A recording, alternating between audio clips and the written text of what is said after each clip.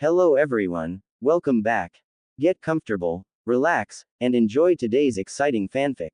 Now, let's begin part 1. Hokage-sama, I think it's about time I helped him, a purple-haired Anbu stated. The Sandaime rested his head on his hands in shock that his strongest Anbu member wanted to train a genin and that genin out of all the others. And what brought this Neko? Hiruzen asked. Many reasons in fact. For one, I was one of the few who protected from the villagers and I've kinda grown attached. 2. I witnessed his so-called training method with his team and I feel like his talent is wasted on Hatake, since the Cyclops will only train the Uchiha because the idiotic council. And 3. The most important reason, we owe it to his parents and ever since he was born no one tried to help him. No offense Hokage-sama, but the people at the ramen stand did a better job taking care of him. I know you want to protect him but you are doing it the wrong way. Let me teach him his mother's technique, he can learn them without knowing whose they are and we can pay the debt towards Lord Forth and Kushina. Neko offered. Hiruzen thought about this. It's true Naruto hasn't had a proper teacher or anyone to look after him, even if he had to admit with proper training, the young blonde would be a force to reckon with, and him being trained by an Anbu would help even the odds. This might be the only thing he could do for the boy. Neko, take off your mask. The Anbu nodded, she took off her cat mask to reveal a beautiful purple-haired woman with brown eyes. Azuki Yugao, do you accept the S-rank mission to train Genin Uzumaki Naruto for the next year until the Chunin exams? Hi Hokage-sama. Yugao answered. And Yugao, don't speak a word of this to anyone, I'd rather have everyone who ever doubted the boy reap what they sowed, the Hokage chuckled. Hi, and Hokage-sama. Thank you. Yugao then shunshin away with a noticeable smile. Naruto's apartment. Naruto just got back from the wave mission with his team and was now boiling some ramen until he heard a knock on his door. When he opened the door, he saw a purple hair lady standing there, but what confused the blonde was the familiarity he felt from. Then he remembered who this was. Neko-chan. Yugao was surprised he knew who she was without her mask but nodded. The next thing she was being embraced by the 13-year-old boy, and decided to return the hug. I can't believe it's you. I missed you, Yano. I missed you too, but how did you know it was me without my mask? Yugao asked. Naruto gave her a confused look before responding. You know I'm not really sure, when you were at my door I just felt a warm familiar sensation coming from you. Yugao was shocked at this but she had to confirm it. Have you ever felt this sensation before? The ex-Anbu asked. Yay actually, it's like I know how many people are near me, but don't know who they are unless I've met them before, the blonde responded. Naruto-kun, I believe you are a sensory-type ninja. A what? Naruto responded, giving Yugao the cute little boy look that made her squeal in her head kawaii. You can sense people's present as well as their emotions. Anyway, do you mind if I come in? Naruto nodded and led her to the living room and gave her some tea. So Naruto, the reason I'm here is because I was assigned to train you for the next 6 months till the Chunin exams. The Hokage and I agree that training on the same team as Hatake might be hindering but we can blame the council for that. What do you mean? They practically forced Kakashi-san to train the Uchiha against his will, so I'm going to train you. You will still do missions with them, but only D-rank missions. I don't want you tired when training with me, and as an award I'll talk to Hokage and ask him to tell you a secret. Cool, so am I going to learn some kick-ass jutsu and maybe get Sakura-chan to like me? Naruto asked in excitement. Naruto, calm down, Yugao giggled. I'm going to let you know about your training, we will first work on your physical abilities like weight, strength, speed, endurance, and your chakra control. Second will be perfecting your chakra control. After that I'll teach you kenjutsu. Yugao then pulled out some scrolls and tossed it towards Naruto. The blonde looked at the scrolls in confusion and turned his head towards his new sensei. What's kenjutsu and what are these scrolls for? Yugao wasn't surprised that he didn't know what he was considering all his instructors except Iruka was trying to sabotage him. Kenjutsu is the art of swordsman, in simple terms just like how ninjutsu, genjutsu, and taijutsu have different styles when it comes to certain people, so does kenjutsu. She then gave him a book. Why won't you look through this book and see what style interests you? Naruto took the book and started looking through it, After a few seconds he stopped on a page and his eye looked like it was hypnotized. He then looked up at Yugao with a huge smile. How about Kodachi style? That's an interesting choice. It focuses on speed and hand-eye coordination, plus you can dual-wield two at a time, without worrying about losing speed. That style will definitely help you if you have wind or lightning affinity. Yugao pulled out some paper from her pocket and handed it to Naruto. Pump some chakra into this and we can find out what your affinity is. Naruto nodded and did as he was told and pumped some chakra in the sheet of paper. He was surprised when the paper split in half. Yugao was about to speak but stopped when something unexpected happened. One side of the paper was soaked. The ex-Anbu was quiet for a while then snapped out of her thoughts when Naruto spoke. Did I do it right? The blonde asked. Yes, Naruto, I was just caught off guard. It seems you have two affinities, one to wind and the other to water. Mastering one affinity is hard enough but two. Even a Chunin would have a hard time. Yugao explained. Well, what do I do? From what I've seen, you learn the Kage Bunshin Jutsu. Naruto nodded. Good, now make a clone. The blonde did as instructed and made a clone. Yugao made one and the clone dragged the Naruto clone to the bathroom, and closed the door. After what felt like 15 seconds, Naruto started to blush and turned to Yugao. Why did you do that? Do what? Why did you kiss me on the cheek? How do you know I did that? What do you mean? Naruto's eyes shot wide open. How did he know? The clone got kissed, not him. Then he realized. I have his memories. Exactly, so if you read a book or practice chakra control, the memory and experience will be transferred to you.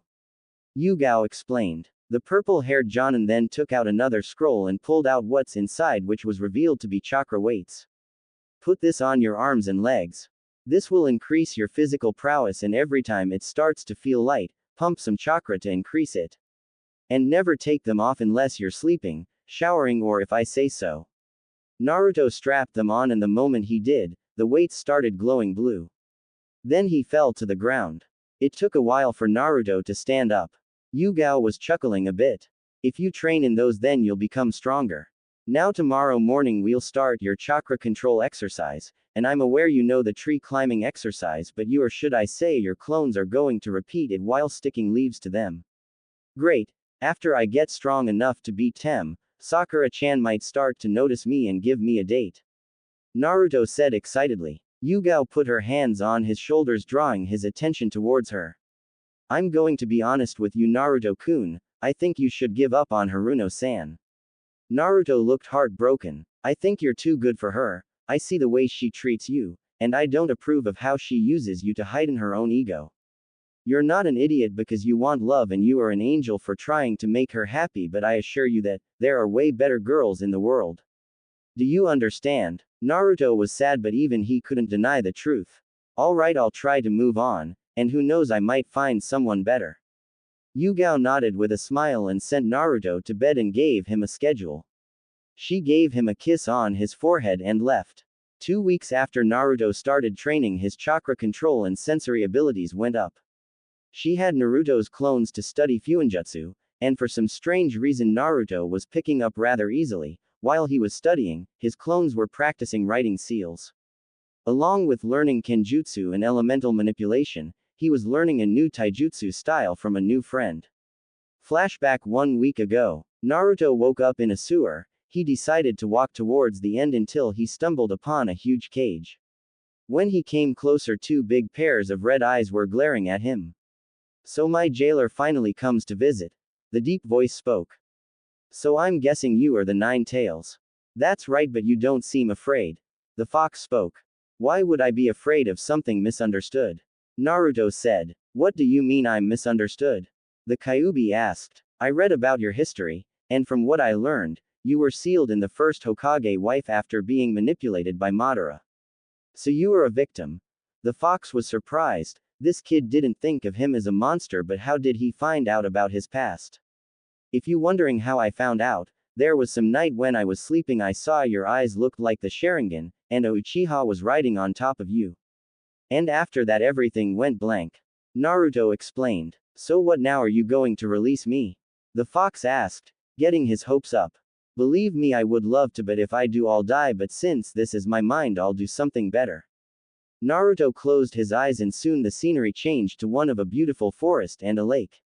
Naruto was panting and looked up at the fox. How is this? Why would you do this for me? The fox asked, looking at the blonde. Well, I thought since you're stuck inside me, we could be more like friends. I mean, neither one of us asked for this. So we might as well make the best of this. What do you say, friends? Naruto offered a fist bump. Sure, Kit, and as a thank you gift, I'll help with your training, the fox offered. Thanks, Kyuubi-san, Naruto said with a smile. Sure, Kit, and by the way, the name is Kuruma. Kuruma said, matching Naruto's grin. Flashback end. Naruto was currently waiting for his teammates at Training Ground 7, standing upside down on a tree, his weight 75 pounds each, reading an intermediate level Fuinjutsu book while leaves were sticking to him. After a few minutes, Sasuke arrived at the field and it seems he didn't notice him, but Naruto just continued to train. Soon he felt Sakura's chakra signature approaching and soon she arrived at the field, approaching Sasuke to his dismay. Hey Sasuke-kun, how are you this morning? Sakura asked, but sadly she was ignored. Sasuke was just leaning against the tree Naruto was on with his eyes closed. Sakura started looking around like she was searching for something. Hey, where is Naruto? Like I care. The Uchiha responded. Yeah, you're right, who needs that baka? The pink kid responded. Naruto would have normally responded, but he remembered what his new sensei said. Flashback. Naruto, there are many ways to win a battle and one of them is emotions. Yugao said while doing kenjutsu sparring with Naruto. And? Why? Is it? Naruto asked, panting. Emotions like anger cloud your thinking and cause you to do reckless things or cost your teammates their lives. Naruto nodded. Remember Naruto, you are in control. Yugao said, clashing with the blonde again. Flashback end. Naruto ignored the comment instead of making himself noticed. He continued his studies and exercise until he felt his sensei near, so he quickly put his book away and laid on the branch. Soon Kakashi arrived in a puff of smoke. You're late. The pink kid yelled. Sorry, I saw a new book on sale and I was waiting in such a long line to get a copy, the Jonin explained. Liar. Sakura yelled. Anyway, are you three ready for another day? Kakashi asked, confusing Sakura. What do you mean? 3, sensei, Naruto is not even here yet. Sakura replied. Kakashi gave her an eye smile. What do you mean? Naruto has been here the whole entire time. Sakura and Sasuke's eyes widened and started looking around but couldn't find him. They then turned to their sensei and saw he was pointing up with his index finger, so they both looked up to see their blonde teammate there, like Kakashi said, meditating. When did he get there? The Uchiha asked himself. He could have at least said good morning, Sakura said. Naruto noticed his team looking at him and decided to hop down. Naruto, if you were here the whole entire time, why didn't you say anything? Naruto turned to the girl, then did 3 hand signs and a puff smoke surrounded him. When the smoke cleared, another Sakura was there. Yay, who needs that baka? We don't need Naruto. Sakura said, before dispelling and turning back to Naruto. Does that answer your question, Sakura? Naruto asked. Sakura was surprised. Naruto never talked to her like that and he didn't even add the chan like he usually does. Naruto, are you okay? I'm fine. He then turned to face her. I just did some thinking and decided to give up on you, to say Sakura. Kakashi and even Sasuke was surprised was understatement, but the blonde kept speaking. You told me you'll never go out with me even though I really liked you and treated you better than Tem. But all you did was shout at me and hit me. Well, if you want to follow someone who doesn't even like you, that's fine, because I'm not about to do the same. I just hope you're happy and don't regret it. Naruto finished, turning his face back to his sensei. Sakura didn't know what to feel. She was happy that Naruto was going to stop pestering her, but somewhere in her heart there was pain because she felt like she just lost the one person who thought so highly of her. Well, no, that's out of the way. Why won't we start off with a spar? Naruto, Sasuke. Naruto and Sasuke approached the field with the Uchiha smirking. Ready to lose, Dobi? Sasuke taunted. Naruto didn't respond and kept his gaze on Sasuke, ready for the signal to start. Kakashi was surprised by the change of his student but initiated the battle. Hajime. Naruto charged at Sasuke with speed, surprising his teammates, but Sasuke smirked. The Dobi thinks he is better than me, I'll put him in his place. When Naruto got in his range, Sasuke back his fist, getting ready to deliver a blow to the blonde Jinchuriki. Fortunately for Naruto, no one noticed his smirk. Flashback. Naruto and Yugao were at Ichiraku with Jonin explaining something to the blonde. Naruto-kun, do you know what strength and weakness are? The blonde nodded. Do you know what your strengths and weaknesses are? Naruto shook his head sideways. Your weakness is your chakra control, but that is because your chakra level is the size of cage, so controlling that much will take time. And we cannot forget your endless stamina. Note to self, keep that info from Anko, because of your stamina you can wear out an opponent and strike him down easier. All you have to do is. Flashback end. Sasuke threw a fist at Naruto, but then the blonde surprised him when he jumped over the Uchiha, getting behind him and swept kicking. Before the Uchiha could get up, Naruto pulled out a kunai and pointed at Sasuke's neck. Give up. Sasuke gritted his teeth and smacked Naruto's hand and rushed him, unleashing a barrage of attacks. Meanwhile, Naruto kept parrying his attacks while moving backwards. Kakashi was amazed that Sasuke couldn't land a hit on the blonde, but no one was more shocked than Sakura. Kakashi-sensei, why can't Sasuke-kun land a hit on Naruto? The pink kid asked. Kakashi ignored his female student and tried to figure out why Naruto didn't bother to attack. Sasuke was seething. As he was attacking, he noticed Naruto was getting faster, so to even the playing field he decided to activate his Sharingan. The moment he did, Naruto smirked, which didn't go unnoticed from Kakashi. What is Naruto planning? From what I'm witnessing, it seems like he wanted Sasuke to activate his Sharingan, but why? Kakashi pondered. I see your little trick, you're using chakra to increase your speed to make you seem untouchable. Well, whatever you can do, I can do better, Sasuke taunted.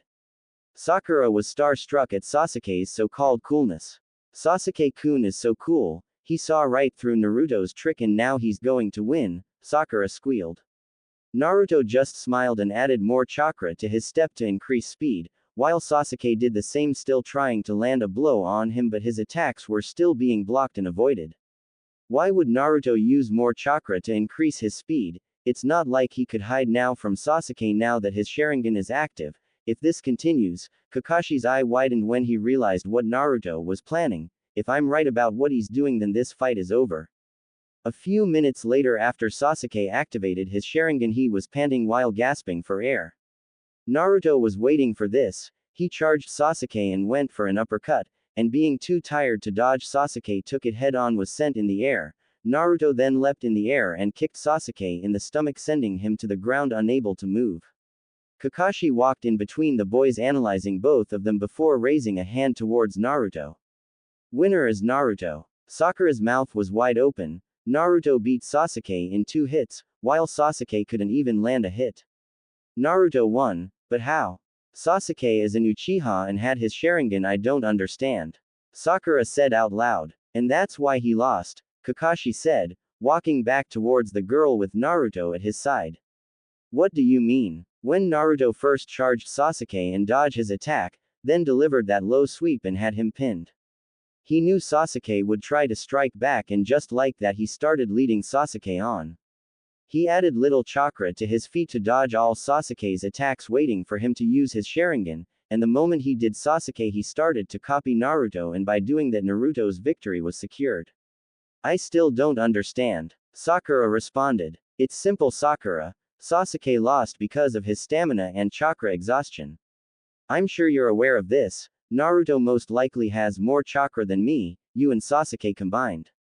So even though he started to use chakra to speed up first, he was barely making a dent in his reserves. And even though Sasuke wasn't using chakra, he was getting physically exhausted chasing after Naruto, and after he figured out Naruto's trick and started to mimic him, Naruto added more chakra to his steps and Sasuke did the same. Unknowingly to Sasuke, he was running out of chakra faster than Naruto was using his Sharingan at the same time. So basically Naruto uses Sasuke's own Sharingan against him. Kakashi explained. So Naruto only won because he tricked Sasuke-kun. If it was a test of skill, there would be no way Naruto could. Not true, Sakura. The blonde spoke. If I went on the attack in the beginning, I probably would have won sooner. With my stamina and chakra level, one wouldn't have given Sasuke no room to do anything. Naruto finished. But Sasuke-kun has Sharingan. Sakura replied. And I still beat him, so face it Sakura, no one is invincible. Now, calm down, Naruto, good job on winning your spar, and utilizing your strengths to your advantage. Let's head to the Hokage Tower, grab a D-rank mission, then take a break after Sasuke is done resting. Kakashi said. No, the three turned to see Sasuke get up. I want a rematch with the Dobi. I will not accept the fact he won that fight using a trick. Sasuke sneered. But we're shinobis, tricks is what we do. Naruto said, walking towards the Hokage office. Sasuke was about to retaliate, but Kakashi put his hand on Sasuke's shoulders, shaking his head, and they proceeded to the tower. Naruto, next time we fight I'm going to put you in your place, the Uchiha snarled to himself. Later that afternoon, after completing a couple D-rank missions, Kakashi gave everyone a break. Sasuke decided to go train some more, while Kakashi disappeared in a puff of smoke, leaving Naruto and Sakura alone. Naruto was about to follow suit and leave, but he was stopped when he felt a hand grab his wrist. He turned to see Sakura looking at the ground nervously. Naruto, do you want to go to Ichiraku's with me? Naruto's eyes widened and he had nothing to say, which made Sakura scared. I understand if you don't want to. No, it's fine, sure I'll love to. Naruto answered with a smile, which Sakura returned in full. When they both approached the ramen stand, Naruto and Sakura are greeted with a hello by Tyuki and a hug by Ayame. Naruto then ordered 2 bowls of beef ramen, and Sakura was about to order vegetarian until Naruto convinced her to eat something more calories, which caused the pinkett to complain until the blonde, with the help of Ayame, explained if she didn't she will grow up being as flat as a board, since she will have nothing to burn when she's active on a mission or training. The results were uncanny when Sakura ordered 3 bowls of ramen, being pork, beef and 1 veg. After eating, Sakura decided to speak. Naruto, I'd like to apologize. Naruto kirked an eyebrow and stared at the girl. I thought about what you said, and I really want to apologize. Why? Just so I can become her fanboy again? No thank you. Naruto thought to himself, in doubt of the pinkett's sincerity. Even if you don't believe me, I truly mean it. I made fun of you, hit you several times without restraint, disrespect you. I've done nothing but mistreat you every day, and all you've done was support me and have my back when no one else would. Sakura stated as she clenched her fist while facing the ground with her eyes closed. A single tear began to make its way down her cheek as she pleaded. I'm sorry Naruto, I'm so sorry. You're the best friend, no, the best person that I have in my life, and I've been taking that for granted. Naruto was shocked at the apology. You think of me as a best friend? The blonde asked. Sakura's eyes shot up and met Naruto's, her eyes filled with tears and pain. Yes Naruto, I didn't before. I took you for granted and I didn't appreciate it. I never realized how happy you made me every day, every compliment, every effort to get my attention. I loved it all and I love having you in my life. Sakura said with both of her hands over her heart as if it was in pain. She was afraid to hear his response, afraid that her apology would be rejected. Sakura, Naruto said, causing the pinkett to jump in fear. If you ever thought that I would stop supporting you, then you're an idiot for thinking that. I would never give up on my friends, and I will always have your back and give you my support every day. So don't ever think that's going away anytime soon. I'm still the same guy you've always known, Dadbayo.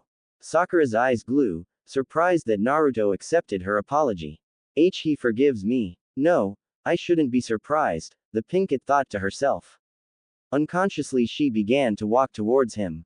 It's Naruto after all. Naruto's eyes grew as wide as they could with Sakura's arms wrapped around the back of his neck and kissed him. Naruto was surprised at the amount of passion and love that was in the kiss, but not wanting to disappoint, he returned the kiss. After a couple seconds the two separated and were out of breath.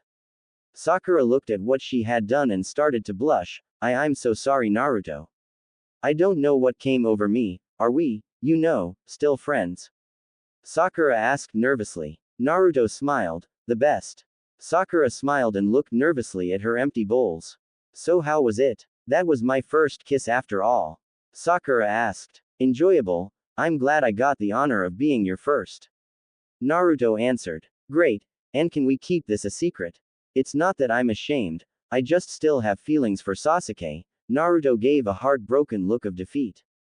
But I think I'm starting to like you as well. Sakura added, causing the blonde to look at her. I just need time to sort things out. Don't worry, Sakura-chan, no matter who you choose, I will support you and we will be best friends till the end. Sakura gave the boy a loving smile, and after they were done eating, Naruto walked the girl home and decided to head home to train. Nice going, Kit, you snagged the pink one, but she's just the beginning. But enough about that, can you sense that? Naruto stopped and concentrated to figure out what Kuruma was referring to. Then he turned to the direction of an eating district. It feels like sadness, and loneliness.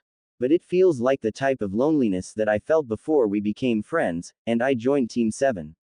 Whoever it belongs to doesn't deserve this loneliness. Kit, you should try to feel the other emotions around the person. Naruto closed his eyes for a moment before reopening it. Is that pheromones? Lust, and it's coming from more than one person. I think I know who the loneliness belongs to. I heard of a Kunoichi who was betrayed and treated wrong from Gigi, so I decided to look for her so I can make a friend, but I could never find her. Naruto proceeded towards where the emotion was, and noticed it was coming from a dango shop. When he went in, he saw a woman with purple hair in a fan-like ponytail, wearing a orange skirt, with a fishnet shirt and legging to match, with armor on them. But what caught his attention was her eyes. She was alone, and wearing a mask like he does. And to make matters worse, the lust he was sensing was coming off two male chunins. If I didn't know better, it would seem they're trying to get their wet and she's not willing.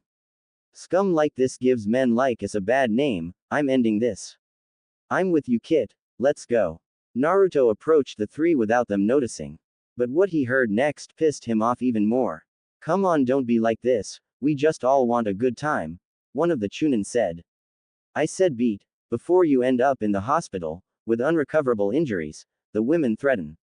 Who's going to make us, you lucky to even be wanted, considering who you are, snake whore, the second chunin retorted, making the Kunoichi flinch. One of the chunin reaches for her wrist, but to his and the other one's surprise, someone grabbed his wrist and gripped it tight, causing the chunin to grunt and turn to the owner of the hand. Who they saw surprised for a while, but it soon turned to irritation. What do you want? Demon brat, you have no business here. Actually, that's where you are wrong. As a Konoha shinobi, it's our duty to protect each other, not harass others. Now would you be so kind and leave this beautiful woman alone? Naruto asked calmly, with cold eyes. Or what? You know, I find it funny how you are protecting this woman. Don't you know who she is? She's the snake whore no one cares about. She'll sleep with any guy just to feel wanted. Ah, I see, maybe you want a turn. Well, get in line, kid. The second one said. Naruto's hair covered his eyes and he was shaking. Anko didn't notice and was afraid that this kid was going to look down on her like everyone else. But she broke out of thought when she heard him mumble something. What did you say, brat? The same chunin asked. Leave her alone, or you'll deal with me. Naruto threatened with his crimson eyes and demonic voice, causing the two chunin to run and scream, while Kuruma was laughing in the back of Naruto's mind, while Anko was surprised that someone defended her knowing who she was. Naruto turned around and sat at the same table before speaking. Sorry about my gender. Those guys should be ashamed of themselves. Anyway, I always wanted to meet you, Anko-chan. Can I please get some dangos over here? Really, brat, why on earth would you want to meet me? If it's to get boned, you might as well. That's not the reason, I assure you. I wanted to be friends with you for a long time since Gigi, I mean the Hokage, told me about you. Naruto answered. Anko was shocked to her core that she could possibly have another friend, but she needed to know why. You want to be my friend? May I ask why? Naruto signed and decided to drop his emotional mask. Look into my eyes and you'll get your answer. Anko was confused, but decided to test it out. What she saw in his eyes, her heart almost broke. This kid had the same eyes as her. Loneliness, be hated, abandon, sadness and long for love. He noticed and decided to speak. As you know, I'm a Jinchuriki, and ever since I was born, I've been targeted for attacks and the villagers' hatred. One day I asked Gigi how come I was the only one that felt alone, but he said that wasn't true. He told me there was a Kunoichi who's just as lonely, no parents and very little friends. I had hoped that I could find you, but he said you would be near training ground 44 and I shouldn't go near there until I became a genin, but to my misfortune I could never find you. Naruto explained. Anko's heart was racing that there was someone in this kami-forsaken village that wouldn't treat her like an outcast and went through so much trouble to find her. Anko was unsure what to do, but this kid wore a mask and dropped it for her, so she decided to do the same and let her true self out, so she reached for his hands and held it in her own, causing the blonde to look at her. What he noticed was she was sobbing quietly and looked at him with pleading eyes. Do you really want to be my friend? Naruto smiled with tears coming down as well. Yes, I do. She gripped his hands harder. You won't abandon me. No, I won't. And you're okay with me being the snake whore. As long as you're okay with me being the demon brat. Anko smiled and nodded. Well, it's good to finally meet you, hubby Heim. Anko blushed at the nickname and put on a flirtatious grin. Same to you, Foxy-kun. After the introduction, they start to get to know each other's hobbies and dreams. They even had a playful argument about what food was better between ramen and dangos. Anko, however, scowled when Naruto told her about how his team treated him and at Kakashi not training the blonde favoring the Uchiha. She was happy to hear that he made up with the pink head and surprised to find out that Yugao was training him a kenjutsu and other related techniques. So in honor of their new friendship, Anko was going to teach Naruto about stealth and assassination techniques and some snake-style moves. She also was going to get another friend who is a genjutsu specialist, guess who, to help the blonde in chakra control. And in return Naruto promised to study more fuinjutsu to get the seal off Anko's neck, which caused the girl to hug the blonde, pressing his face in her assets, which she didn't mind. After the conversation the two bid farewell with Anko licking Naruto's cheek, which she explained as a way of marking him. Next day 8 a.m. Naruto was looking through a book of fuinjutsu intermediate level, while he had some clones around his apartment do affinity training. He needed to find a way to purge the seal of Anko, but first he had to understand it. From what Anko told him, all she knows is there is a slave seal and storage seal with Pitamaru genes in it, but the third seal was unknown. He was broken out his thoughts when he heard someone knock on his door. He released his clones and went to the door and opened it to find a beautiful Kunoichi with raven black hair, red eyes and red lipstick. She was wearing a red blouse with bandages wrapped around her body. Excuse, but are you Naruto? The Kunoichi asked. Hi, who are you? The blonde responded. Before I answer any questions, do you mind if I come? The Kunoichi asked. Ah, my apologies, to leave a beautiful lady outside like this is disrespectful, please make yourself at home. The Kunoichi blushed and walked in. When she stepped in she noticed the apartment was a lot cleaner than she thought. And on his porch he had a mini garden, not a hobby most guys would bother with. She then looked at his dining table and noticed books about fuinjutsu, taijutsu, kenjutsu, and chakra affinity. She broke out of thought when she heard his voice. Do you want some tea? The blonde asked. Sure, thank you. He then brought a cup to her and sat down at the table with her. She then decided to introduce herself. First off, I should probably introduce myself. My name is Kurenai Yuhi, you probably know me as the leader of Team 8. Hinata-chan sensei, what can I do for you? Well, first, I like to thank you. You probably are unaware, but Anko is my best friend and like a sister to me. When I met up with her yesterday night, she told me about what event went on at the dango shop, and she wouldn't stop talking about her new friend. As you know, she didn't really have any friends growing up and you made her so happy, it brought joy to my heart. So thank you, Naruto-kun. Surprising the blonde, she reached up and cupped his cheek, kissing it slightly, causing him to blush, and rub the back of his head. Kurenai smirked. He has a big heart and is very innocent.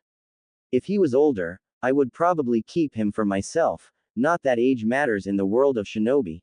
The Jonin thought, and the second reason I'm here is because I was told you might need help with chakra control and genjutsu. I already know Anko-chan and Yugao-san is training you as well, but that doesn't mean I'll go easy on you. Naruto eyes widen and smile. Thank you, Kurenai-sensei, I won't let you down. Kurenai smiled. Kurenai-chan is fine, Naruto-kun. Hokage office. Jiraiya, did you find her? The old man asked his former student. Yes, I did, but are you sure she'll come back because the Gaki is alive? He questioned. I'm positive. I have reason to believe that someone told her Naruto-kun perished alongside his parents. When I last messaged her, she wrote back saying she would have stayed if Minato Kushina or their son survived. Jiraiya was shocked at this. Which means she was fed false information. I'll see if I can convince. Jiraiya was cut off. No, you will tell her I order her to come back.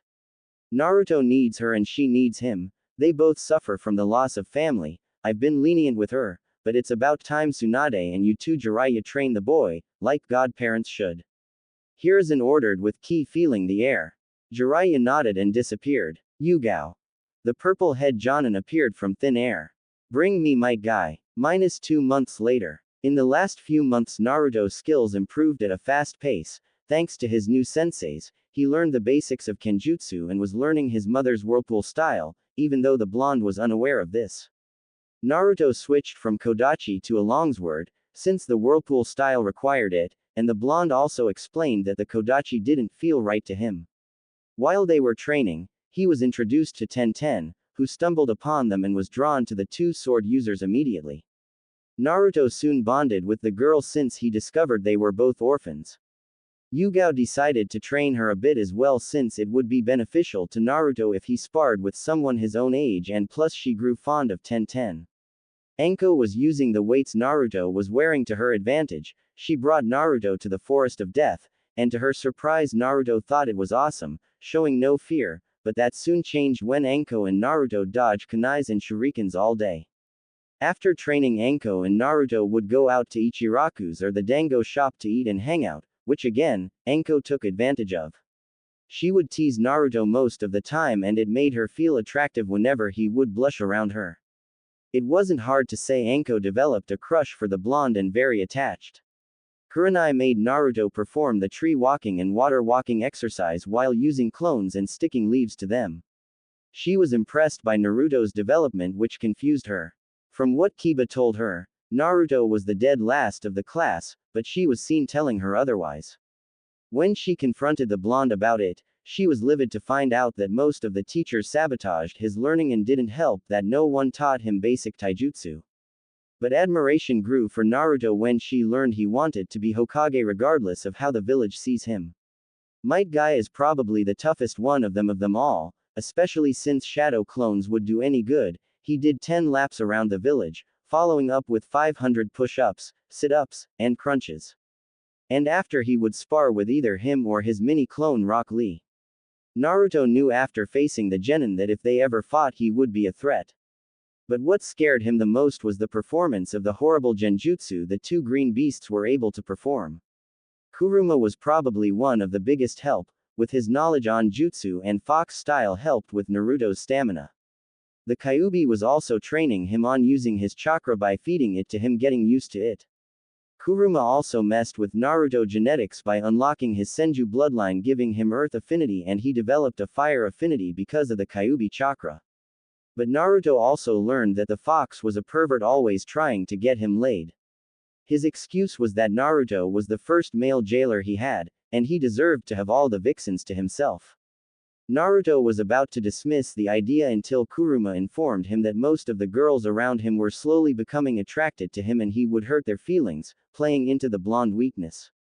At the moment, Naruto along with the rest of the team was at the Hokage office receiving their next mission.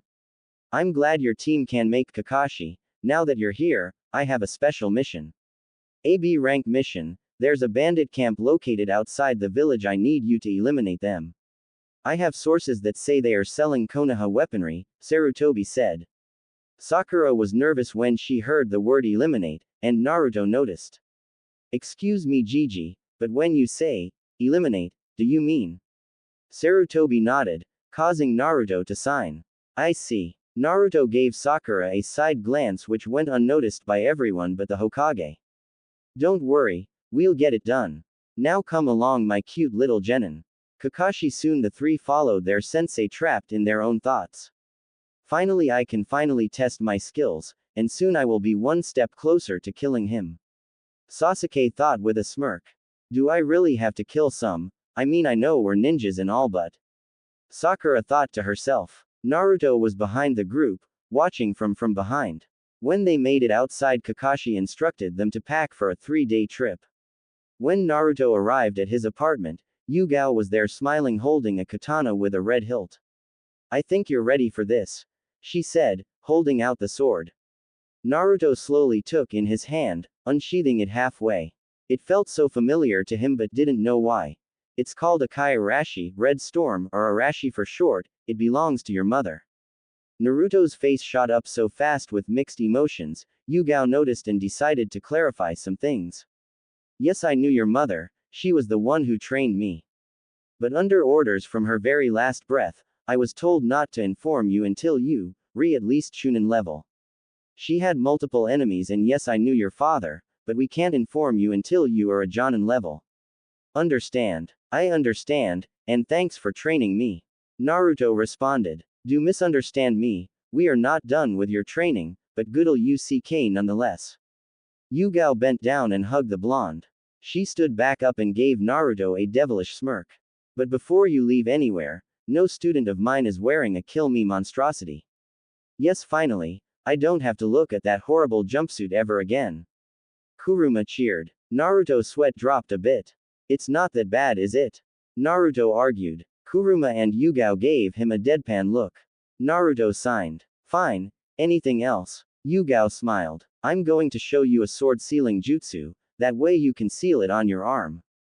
And that'll be all. Village gate. Sasuke and Sakura were waiting at the gate for their third teammate, and their sensei. Sakura was getting impatient while Sakura was trying to find a way to talk to him. You should ask him what he thinks about us, that way you could see where they stand. Sakura nodded, and approached the emo. Sasuke-kun. Sasuke didn't even spare a glance, but she continued. What do you think of me as a person? Sakura asked. Sasuke turned his head towards her with a cold look, making the girl shiver. You want to know what I think? Sakura nodded. I think you are just useless dead weight, just an annoying fangirl who can't take no for an answer. I don't even know why you became a ninja. And just to make another thing clear, I will never like you or that useless Yamanaka. You're better off with the Dobi. Sasuke finished before turning back around. Sakura's heart took a nosedive and she fell to her knees beginning to cry until another voice was heard. Well, you know what I think. Sakura and Sasuke turned to the voice and saw Naruto but in a different attire. He was wearing a blue jacket opened with a fishnet shirt underneath that showed his muscle gain from his training with the green-blue jacket had orange stripes coming down the sleeve with the Uzumaki swirl on the back. He wore black cargo pants and sandals with his headband tied around his neck letting his hair free, which seemed longer than before. Sakura was blushing up a storm at this new look. Is that Naruto? He looks so cool, so mature, so hot. Damn it. We shouldn't have rejected him all those times he asked us out. If I knew just a change of clothes was enough to turn him from an idiot to a smoking hot stud arg. Inner yelled, with Sakura nodded in agreement. I think Sakura is pretty smart and beautiful to add. So she's a fangirl, a step in the right direction, she can become stronger than you.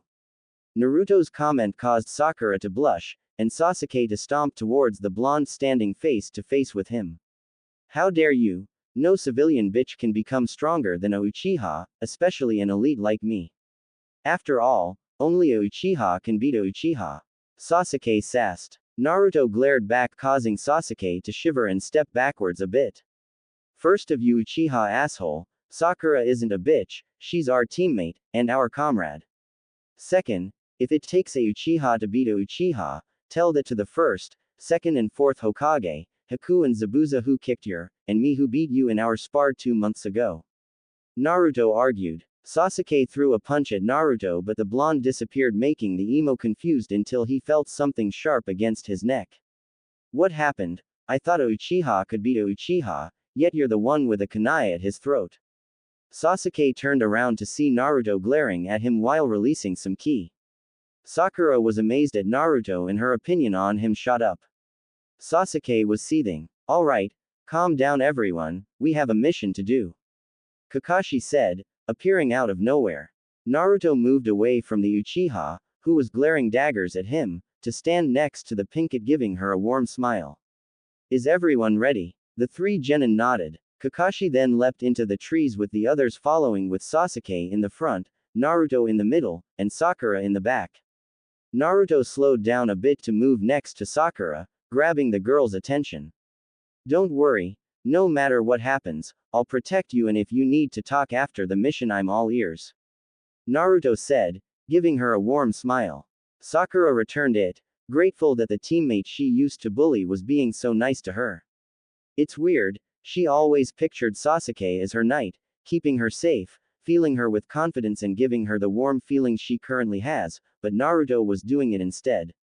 Thanks, Naruto-kun. Naruto nodded, and the two proceeded to follow the two Sharingan wielders. A day later, Team 7 arrived in the trees outside the bandit camp, trying to gather whatever intel they could. There were two huts, big enough to hide at least 10 people, but Jonin was unsure, he needed to figure out at least an estimate. There are 23 people. Kakashi turned his head to the blonde, giving him a questionable look. I said there's 23 bandits. How do you know that, Dobi? Sasuke asked. Naruto, are you able to sense other people's chakra? Kakashi questioned. Naruto nodded. But it's strange. What is Naruto-kun? Sakura asked. Well, from my understanding, normal bandits have chakra levels of an academy student, correct? Kakashi nodded. Then we have a problem. There are 2 chakra signatures between yours and the Tem. I think there are 2 Chunins here. Naruto added. Kakashi narrowed his eyes. Where are they? Kakashi asked. There is one in each tent. If you don't mind, may I recommend something? Kakashi nodded, giving the okay. Now that we know there are at least 2 ninja, I think we should capture one for interrogation. Good idea, Naruto, I'm proud of you. Now I think we should split up. You 3 go to the left hut, I'll capture the one on the right, so don't hold anything back. Kakashi instructed. I don't plain, time to show these guys why you shouldn't mess with the elite. Sasuke said with an arrogant smirk. Naruto just shook his head in disgust, while Sakura found his attitude disapproving, so Naruto, being the smarter one of the two, decided to voice his opinion. Fine, you can have the shinobi, but let me at least make some shadow clones to take out the bandits. Naruto offered. Sasuke scoffed at the offer. Who do you think I am? A Uchiha doesn't need help from 2 nobodies. But he didn't get to finish because Naruto grabbed him by his collar, bringing the Uchiha to eye level. Sakura was nervous, she wanted to defend her crush, but she didn't want to ruin her new relationship with Naruto. Listen here, Tem, we're on a mission for the village, and I will not have us fail this mission because of your reckless ego. To you it might just be a way to test your imagination strength, but you will not put me and Sakura-chan lives at risk. Naruto spatted, causing Sasuke to hiss and Sakura to blush. He then threw Sasuke to the ground and made 11 clones. Listen, I want you to quietly take out anyone with lower chakra reserves than Sakura, and do it quietly. The clones nod and disappear. Sasuke was seething with anger and walked up to the blonde. How dare you treat me like that? I'm an elite and you should bow to me.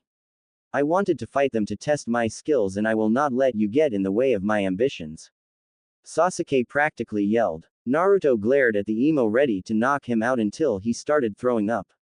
Sakura ran towards the blonde, worried for her blonde teammate, while Sasuke took the opportunity to leap away. Naruto-kun, are you okay? What happened? Sakura asked. My clones, took out all the bandits. Naruto answered. Seeing Sakura's confused face, he decided to explain. When a person has their first kill, they experience trauma, right? Sakura nodded. Well, since my clone killed 11 bandits, and I just gained their memories, I just experienced it 11x. Sakura's eyes widened and began to hug the blonde, rubbing his back, in an attempt to comfort him. Why would you do that? Sasuke and I would have been able to help you. It's Sasuke now. No, Sasuke-kun, Naruto teased, making the Pinkett blush, trying to lighten the situation. But to answer your question, I saw how nervous you were when we were handed the mission. I figure you couldn't bring yourself to take a life, so. Naruto was cut off. You did this for me. Naruto nodded, causing the girl to hug him tight before her, making the blonde blush. Thank you, Naruto-kun. Naruto smiled and hugged the girl back. No problem, Now let's go find Prince Emo, before he gets into trouble. Sakura was about to argue until he put a hand on her shoulder, giving her a warm smile. I'm fine, but if you want we can talk after the mission. Naruto offered. Sakura agreed and together they proceeded to follow their other teammate. In the hut. What's going on, and why did it get so quiet? Stupid fools, can't trust no one these days, yelled a shinobi wearing what seems to be a Chunin vest. Well, that's something we can agree on.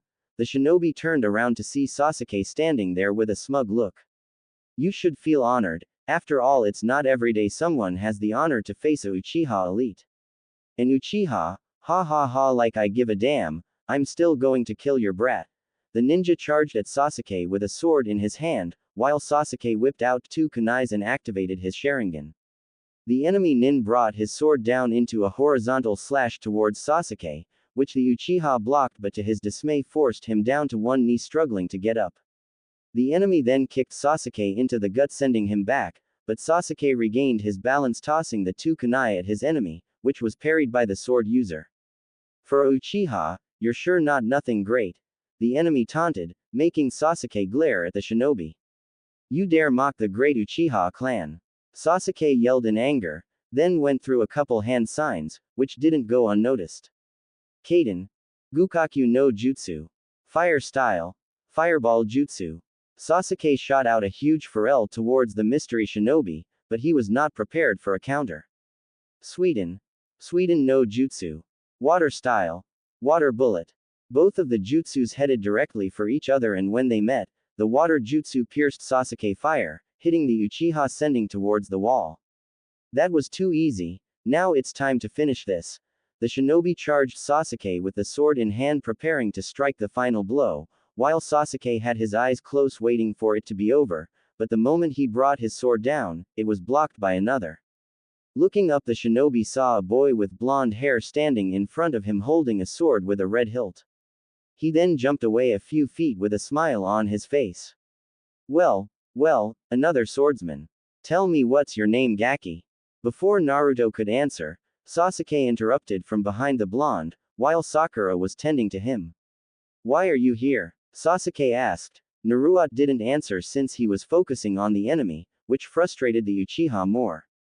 Answer me, damn it. Sasuke, we're here to help you, after all we're a team and we have to stick together.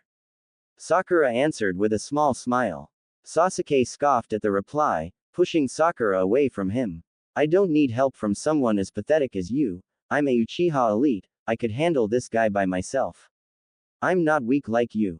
Sasuke spat, causing the girl's heart to crush. He then turned to Naruto, who was still focused on the enemy. That goes for you as well, Deadliest. This is my battle and I will not be outdone by you. Naruto looked over his shoulder, glaring at the Uchiha, which made the emo shiver, but didn't respond and turned his head towards the enemy. My name is Naruto Uzumaki. And you, Kisuke?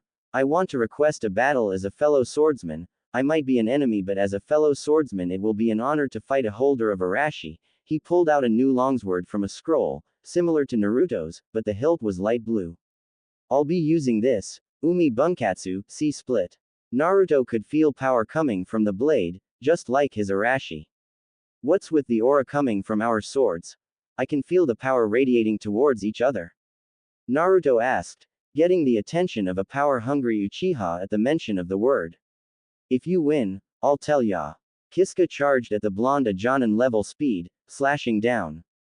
Naruto, reacting fast enough, thanks to Anko's training, countered with a horizontal slash. When the two blades met, it caused a shockwave, sending a gust of wind everywhere. Sasuke and Sakura had to cover their eyes to block out the wind. Meanwhile, Naruto and Kisuke were at a stalemate. For someone so young, it comes to a surprise that you're able to block my attack. Kisuke then started to release a barrage of attacks towards the blonde, which Naruto was struggling to parry. Kid, this guy is way more experienced than you are. I was coming up with a new dojutsu for you. I'll explain what it does later, but for now, hurry and focus some chakra in your eyes. Naruto nodded and did as instructed, and when he looked at Kisuke it seemed he was moving slower than before. Naruto then started to attack back, which was blocked. Kisuke started to get excited. I'm not sure what just happened with your movements, but this is great. Kisuke and Naruto jumped back from each other, both smirking at the other. Nice Gaki, but can you stop this?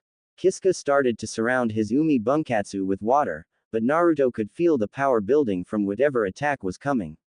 Kit, start to do the same by focusing your wind chakra around Arashi, and when Kisuke releases his attack, you do the same. Kuruma instructed. Got it, thanks Kuruma. Naruto replied, before taking a similar stance as his opponent, doing what Kuruma instructed. Kisuke blade had a water vortex around it, while Naruto's had a tornado. After a few more seconds of charging, Kisuke thrust his sword forward. Mizu Ransu, water lance, Kisuke yelled, thrusting his sword with the water vortex coming out heading towards the blonde, but Naruto was ready. Kei's Yari, wind spear, Naruto thrust his sword forward sending out a spear made of wind towards the water attack. When they collided, there was a huge explosion sending everyone flying, creating a huge dust cloud. Sakura was coughing, trying to get a clear view. When the dust cloud cleared, Naruto and Kisuke were standing across each other breathing hard. Sakura was impressed at the blonde performance. Naruto-kun is so strong, he is amazing. I feel so useless, maybe after the mission I can get him to train me. Yeah, you go Naruto-kun. Kick his cha. Inner cheered. Sasuke was seething in jealousy at the blonde's strength. How is the dobi so strong? He then eyed the weapons both the shinobi was using. That's it. The swords, I'll get the dobi to hand over the sword, after all I'm an Uchiha and I deserve it more than that clanless nobody, he can't defy me. Sasuke thought with a greedy smirk getting up and walking towards the battlefield. Sasuke, where are you going? We shouldn't, Sakura tried to say, but was cut off. Shut it bitch, I will not be upstaged by a loser. Sasuke yelled, making the Pinkett flinch, causing the attention to turn to him. Naruto was disappointed, while Kisuke was slowly hating the Uchiha. Sasuke approached Naruto holding out his hand, which caused both the swordsmen to give him a confusing look. Dobi, I demand you hand over that sword, you don't deserve it and I'm pretty sure it would be better in my hands. After all, I'm an elite and need that power. Before Naruto could respond, Kisuke charged towards the Uchiha, kicking him in the chest and sending him towards the wall. Sasuke slowly looked up, gritting his teeth, to see Kisuke standing in front of him. Kid, I never seen someone so arrogant. I might be a bad guy, but you're just scum. So I'm going to do the world a favor and rid the world of you. Naruto started to run towards his teammate, with Sakura in tow. Kisuke brought his sword down towards Sasuke, preparing to finish him off. Sasuke was terrified, then he looked towards his right and smirked, which Naruto noticed. He followed his gaze and saw he was looking at Sakura, but the Uchiha smirk made him feel uneasy. Kit, the Uchiha is planning to kawaii me with the girl, I'm going to send some chakra through your feet. Naruto was alarmed and dashed forward with the help of Kurama chakra, increasing his speed. Sakura was running towards her former crush, preparing some kunai to defend, when she felt a pull in her stomach. All of a sudden she was in front of Kisuke, which the swordsman didn't notice until the last moment. Sakura closed her eyes, life flashing before eyes, and the last thing she saw was Naruto giving her his signature grin with his blue beautiful eyes gazing at her. After a while, when nothing happened, she slowly opened her eyes to see Naruto standing in front of her, arms spread protecting her. Kisuke and Sakura were surprised at the speed Naruto used to get there, but soon snapped out of thought, with the former leaping back and turning his gaze towards the emo. What kind of sick bastard switches places with his teammate? Kisuke yelled. Naruto fell backwards, grasping his chest while in Sakura's arms, the Pinkett crying. She is expendable. She should feel honored to sacrifice her life for the ass of the great Uchiha clan, at least she was useful. Sakura, Naruto, and even Kisuke were shocked by the Uchiha words. Sakura slowly took off Naruto's jacket and turned it into a pillow and laid the blonde on it. She then got up and approached Sasuke with her head down, making Sasuke raise an eyebrow. What do you? But he didn't get to finish because Sakura threw a punch at his face, sending him flying with a chakra-enhanced punch. I'm not expendable and I would rather die than help you. Sakura yelled, causing Kisuke to whistle at the girl. Sasuke slammed into the ground and was now unconscious. Stupid prick, because of him, Naruto's hurt. Inner said. Sakura was angry at the unconscious emo, but was touched by the blonde for risking his life. She suddenly remembered the situation and turned to the swordsman with a kunai in her hand.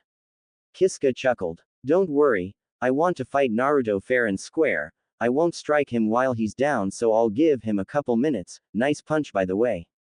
Kiska complimented. Sakura nodded. You're from Kiri, aren't you? Sakura asked. How did you know? Well, I saw your water attack, and you're a swordsman, so it kinda adds up. Sakura answered. Kiska nodded. Then he and Sakura heard Naruto grunting and stood back up. But what shocked them was the scar on his chest was healed. Naruto-kun. I'm fine and nice punch.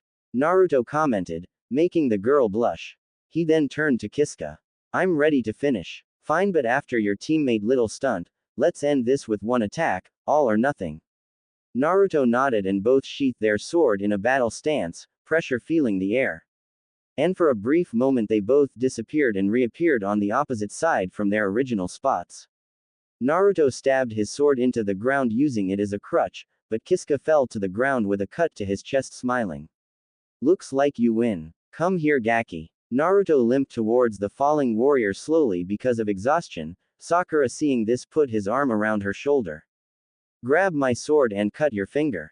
Naruto was hesitant for a moment but did as he was instructed.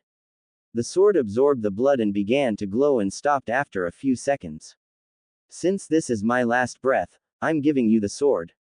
By marking it with your blood, it will only allow you to wield it. Thanks for the battle, by the way. The swords we hold are legendary swords, but they won't just allow anyone to use them, they choose their wielder, and I had a feeling it would choose you. Sorry about the cut, didn't mean for it to happen. Before I go, let me tell you, there are many legendary swords in the world, so find them and master them, by Gaki. And with that the swordsman closed his eyes. You know he wasn't that bad. Sakura commented. Naruto nodded and sat down with Sakura next to him. She then decided to do something bold and kiss the blonde on the cheek, making him flush. Thanks for saving me, Naruto-kun. She leaned on his shoulder while waiting for their sensei. Naruto was laying down on top of the monument of the Yondaime with many thoughts running through his head. He was pissed at his emo teammate, and happy about the news he received. -2 hours ago, Team 7 was in the Hokage giving reports about the mission. Kakashi was worried through the whole trip back. Naruto hadn't said a word to him or Sasuke, but would have casual conversation with Sakura. He even let Naruto have all the weapons from the bandits Sasuke defeated as punishment for the Uchiha's action towards Sakura. And speaking of said girl, Sakura's feelings for the two boys had done a 180, or should he said 200. While she never really hated Naruto, she was now reliant for the blonde, looking at him in a new light after his past actions. Naruto protecting her was a real eye-opener for her, and now she had a crush on Naruto or something more. As for Sasuke, Sakura had complete disdain for the boy. She couldn't even say his name without lacing it with venom. He was wondering if he could get them to work together for the Chunin exams in a few months. After finishing explaining about the mission, Kakashi was eyeing his leader to see his reaction, and as expected he was pissed. I see, for Sasuke Uchiha punishment, half of his mission pay will go towards Sakura Haruno. Hiruzen declared, making seethed. You can't do that. But the Uchiha was cut off by high killer intent. You better watch how you speak to me, boy. You may have the council under your feet but not I. When I say something, you listen. Aye. Clear. Sasuke nodded his head weakly from the pressure of the ki. Good. Now Team 7, you are dismissed, except for you, Naruto. I believe we have a promise to fulfill. Kakashi and the emo proceeded to leave, but Sakura stayed holding Naruto's hand tightly. Naruto figured this would happen, signing he turned his attention towards the Hokage. Gigi, is it okay if Sakura stays? I don't mind her listening. Naruto asked, surprising Hiruzen and Sakura. Are you sure, Naruto-kun? I understand this is personnel for you. Sakura looked at Naruto with a guilty look. Whatever they were about to talk about was a private matter and she was feeling bad being here. It's okay, Naruto-kun, I don't have to be here. It's fine, Sakura-chan, I trust you. After all, we're friends now and I was going to tell you anyway. Naruto said, giving her one of his warm smiles, causing the girl to blush. Alright, if you insist. Now as of promise I will tell you about your mother. Sakura whipped her head towards the Hokage and back at Naruto, seeing a little excitement from his eyes. Your mother is not originally from this village, she's from Uzu just like the rest of your clan. But she was the sole survivor. Your mom was most likely the strongest female in the village next to Tsunade. Her name was Kushina Uzumaki, she was feared for her Fuinjutsu and Kenjutsu. She had as much chakra as you and unlimited stamina. In the village, she was known as the Red Habanero for her fiery personality and red hair. But on the battlefield, she was known as the Red Death of Konoha. And just so you know, she and your father loved you very much, the Sandaime finished. Naruto gave a real smile with tears coming out his eyes. He was glad he was loved and wanted. He also found it pretty awesome to be in a clan. Sakura smiled for her new friend, and gave him a warm hug, which was returned. And my father? Naruto asked, letting go of Sakura to the girl's dismay. I'm sorry Naruto, but on your father's orders, I was told not to give you any information regarding him until you reach Chunin. Also Sakura, this is a S-class secret, so only Naruto and I are allowed to share this information, understand? Sakura nodded. He turned his attention to Naruto and signed. Present time. Naruto still hasn't confronted the Uchiha about his action, and it wasn't helping that a certain fox was telling him to kill the emo, which he was considering. While he was in thought, he didn't notice a shadow approaching him with a seductive grin. Well, there you are, Foxy-kun, I'm glad I caught you alone. Before Naruto could get up, he was straddled by Anko. Anko-chan, what are you doing here? Not that I don't miss you. I was looking to ask you something, but the look on your face tells me you're upset. Want to talk about it? Anko asked in concern. Naruto signs and begins to explain what took place on the mission. Anko was quiet for a while, processing what she heard, then started leaking killer intent. So the emo prick thinks everyone is beneath and should be sacrificed for his cause. Well, I bet your precious Anko-chan can change his mind. Don't bother, if you touch him, the council of douchebags will be up your. And frankly, it's not worth it. True, those Uchiha kissers will do anything for their emo overlord. Anko said, but remember what she came for. Looking at Naruto still in a bad mood, she decided to do something about it. While straddling the blonde, she slowly started to grate her hip against his crotch, making Naruto blush. Hey Anko-chan, what? What are you? Ha, what's the matter? Ha, don't you like your Anko-chan? Anko moans, happy that her plan was working, while feeling happy her favorite blonde was enjoying this. She started to go faster, while gasping for air. Naruto was getting turned on and grabbed Anko's hips to help her. He didn't know why this was happening but wasn't complaining. As Anko moved her hips, she felt something poked her entrance, through her panties, and smiled seductively. Someone's happy, but let's finish this. She kept going until both of them buckled their hips, moaning in sync, releasing their pent-up energy. The both were gasping for air, breathing lightly, staring into each other's eyes warmly. Anko-chan, not that I didn't enjoy it, but why? Naruto asked, regaining his breath. Because for one, it was hot. Naruto nodded in agreement. 2. You were stressed, so this the only way I can come up with. Anko paused for a moment and bent down and gave him a small kiss, causing both of them to blush. 3. I like you and was wondering if you wanted to go on a date with me. After 2 months of knowing you, I realized you were the only one who understood me. You treated me with respect and not like an outcast. Plus you're not uptight like most ninja, you value all your friends, and I also like that prankster side of you. We're the same, hated, scorned and branded with a seal we didn't want. I feel safe with you, I feel like I can understand you as much as you can understand me. I never felt this way before, so when I talked to Kuronai, she said I loved you. I'm not sure if it's true, but I would like to give it a try, so what do you say? Naruto looked up into Anko's eyes and saw the desperation. He couldn't believe an older woman liked him and asked him on a date nonetheless. He thought about and couldn't come up with a reason not to, especially since out of everyone in the village, Anko was the one who understood him the most, but still wasn't sure. Go for it, Kit, trust me. Kuruma said out of the blue. Naruto turned to Anko, giving her a sincere smile.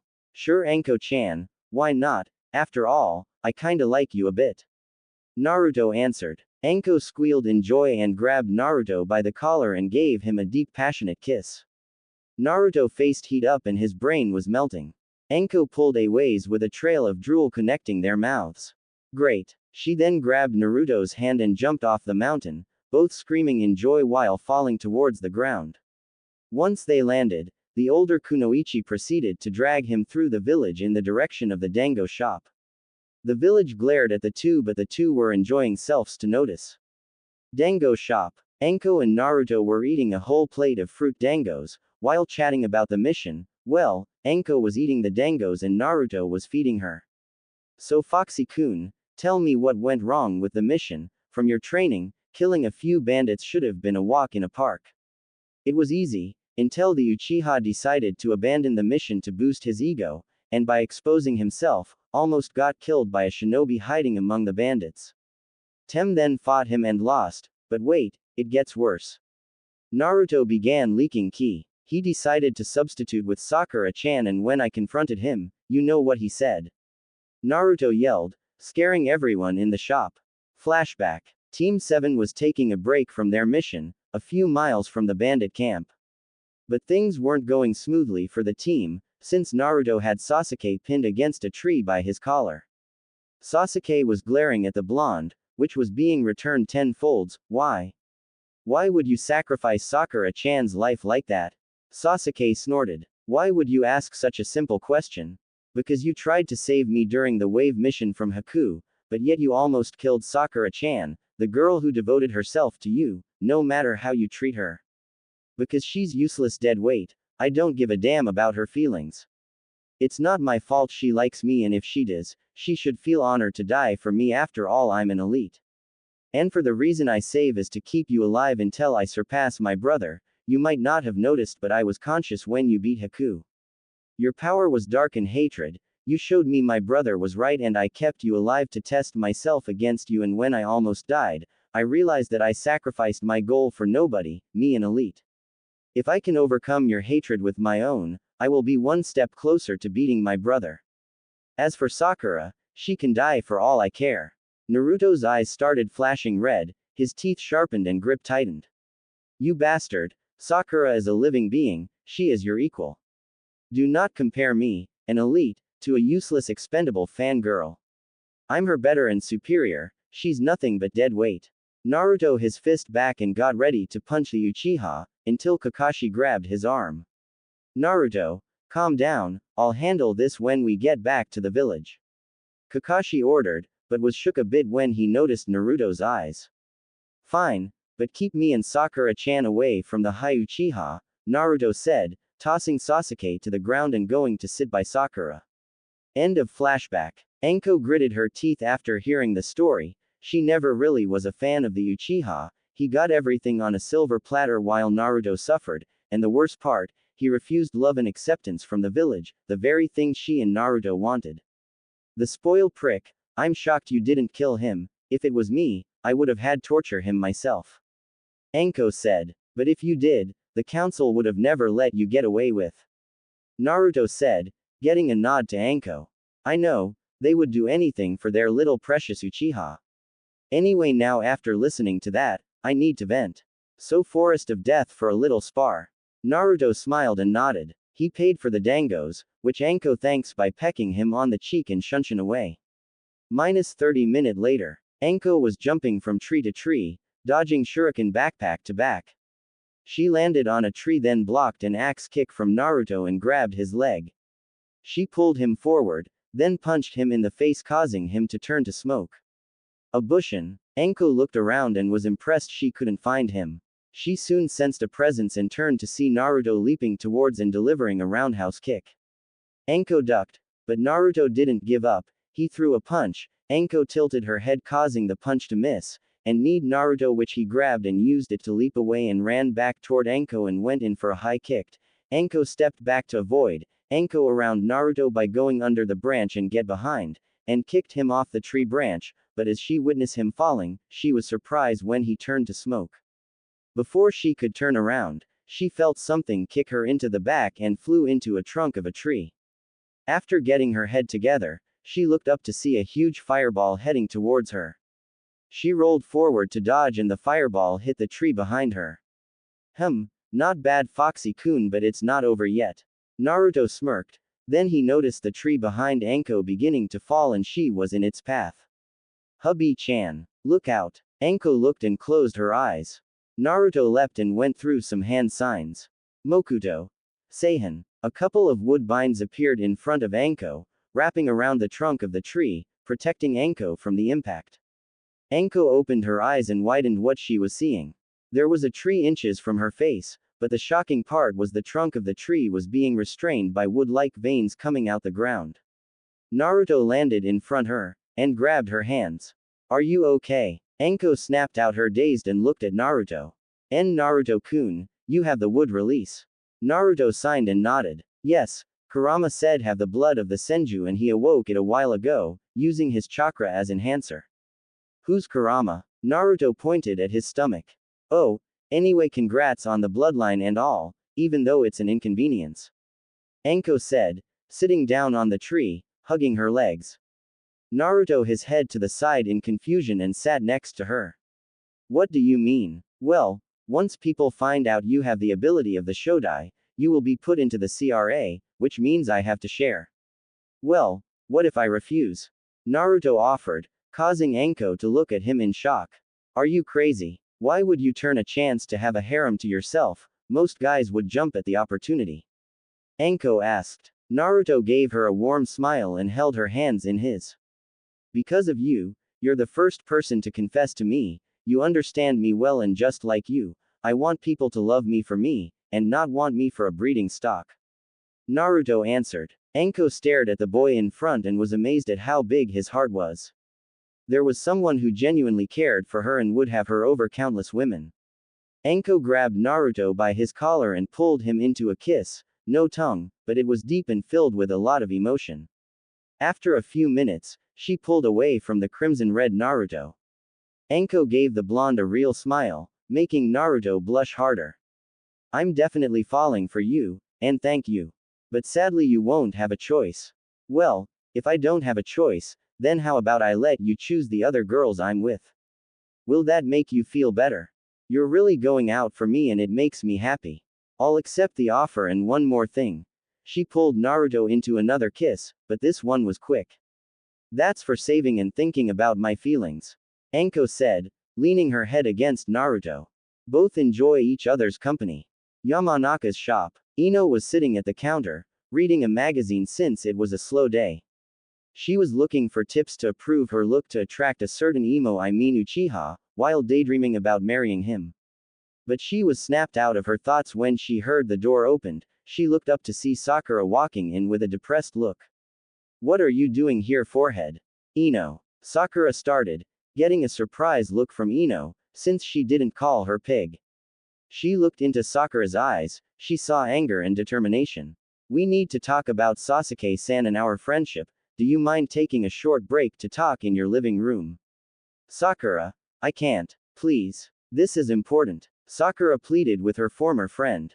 Ino started to look concerned for her friend.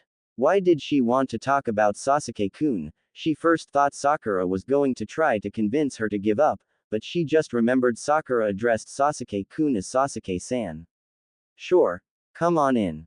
Ino turned the sign on the door to be back in a few, and guided Sakura in the house in her living room and sat down on a cushion at the dining room table.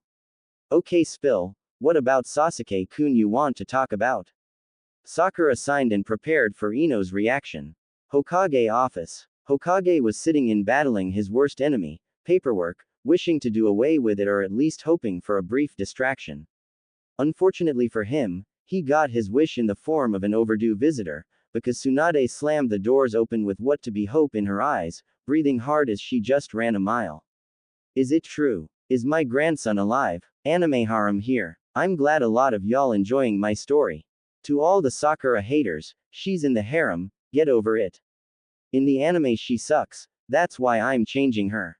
To the comment concerning adding too many girls. There will be a lot but it won't ruin the story. And one last note, No one is in love with Naruto, it's a crush. The Sakura kiss scene was my brother doing. I was originally about to change, but I decided to see where it goes. Harem. Anko, Yugao, Sakura, Ino, Tenten, Tamari, Hinata, Shizune. I put her in because she is so underused and I like her. Yugito, Samui, Kurosuchi and Fu. Undecided. Kin, Tayuya, Mei, Ayame, Kurenai, Konan. Also I'm working on a Naruto fanfic, where he has two sisters, all three are triplets. I was motivated for this story when I read one. Well, Naruto had a twin sister but made her op and Naruto was the same. Hiruzen was shocked at the sudden appearance of his student. And what did she mean to her grandson? Hello Tsunade Haim, it's good to see that you are well, but what do you mean your grandson? Tsunade eyes widen a bit and sign as she pinches her temples. Kami, have mercy on that pervert, I guess he didn't tell you. Tsunade took a seat in front of her sensei. I'm sure you are aware of Minato being Jiraiya's son. I am. From what I learned, Minato was an orphan before Jiraiya came along and adopted him. That's not necessarily the case. Jiraiya didn't adopt him, he is his actual father. Tsunade stated, gauging his reaction. And as she thought, he took it as a surprise considering his pipe fell out of his mouth. And that's not all. What else could there be? And who's Minato's mother? Hiruzen asked. Tsunade was quiet for a moment before mumbling something. Do you care to repeat that? It's me. Tsunade answered. I'm his mother. After Dan's death, I left the village as you know. One night Jiraiya found me and we played a game of poker and we each made a bet. If I win, he would pay off one of my debts, and if he won, I'd go on a date with him. As you know, he won, and we went to a bar and had a few drinks. That's when things got dangerous. We ended up at a hotel and then the rest is history.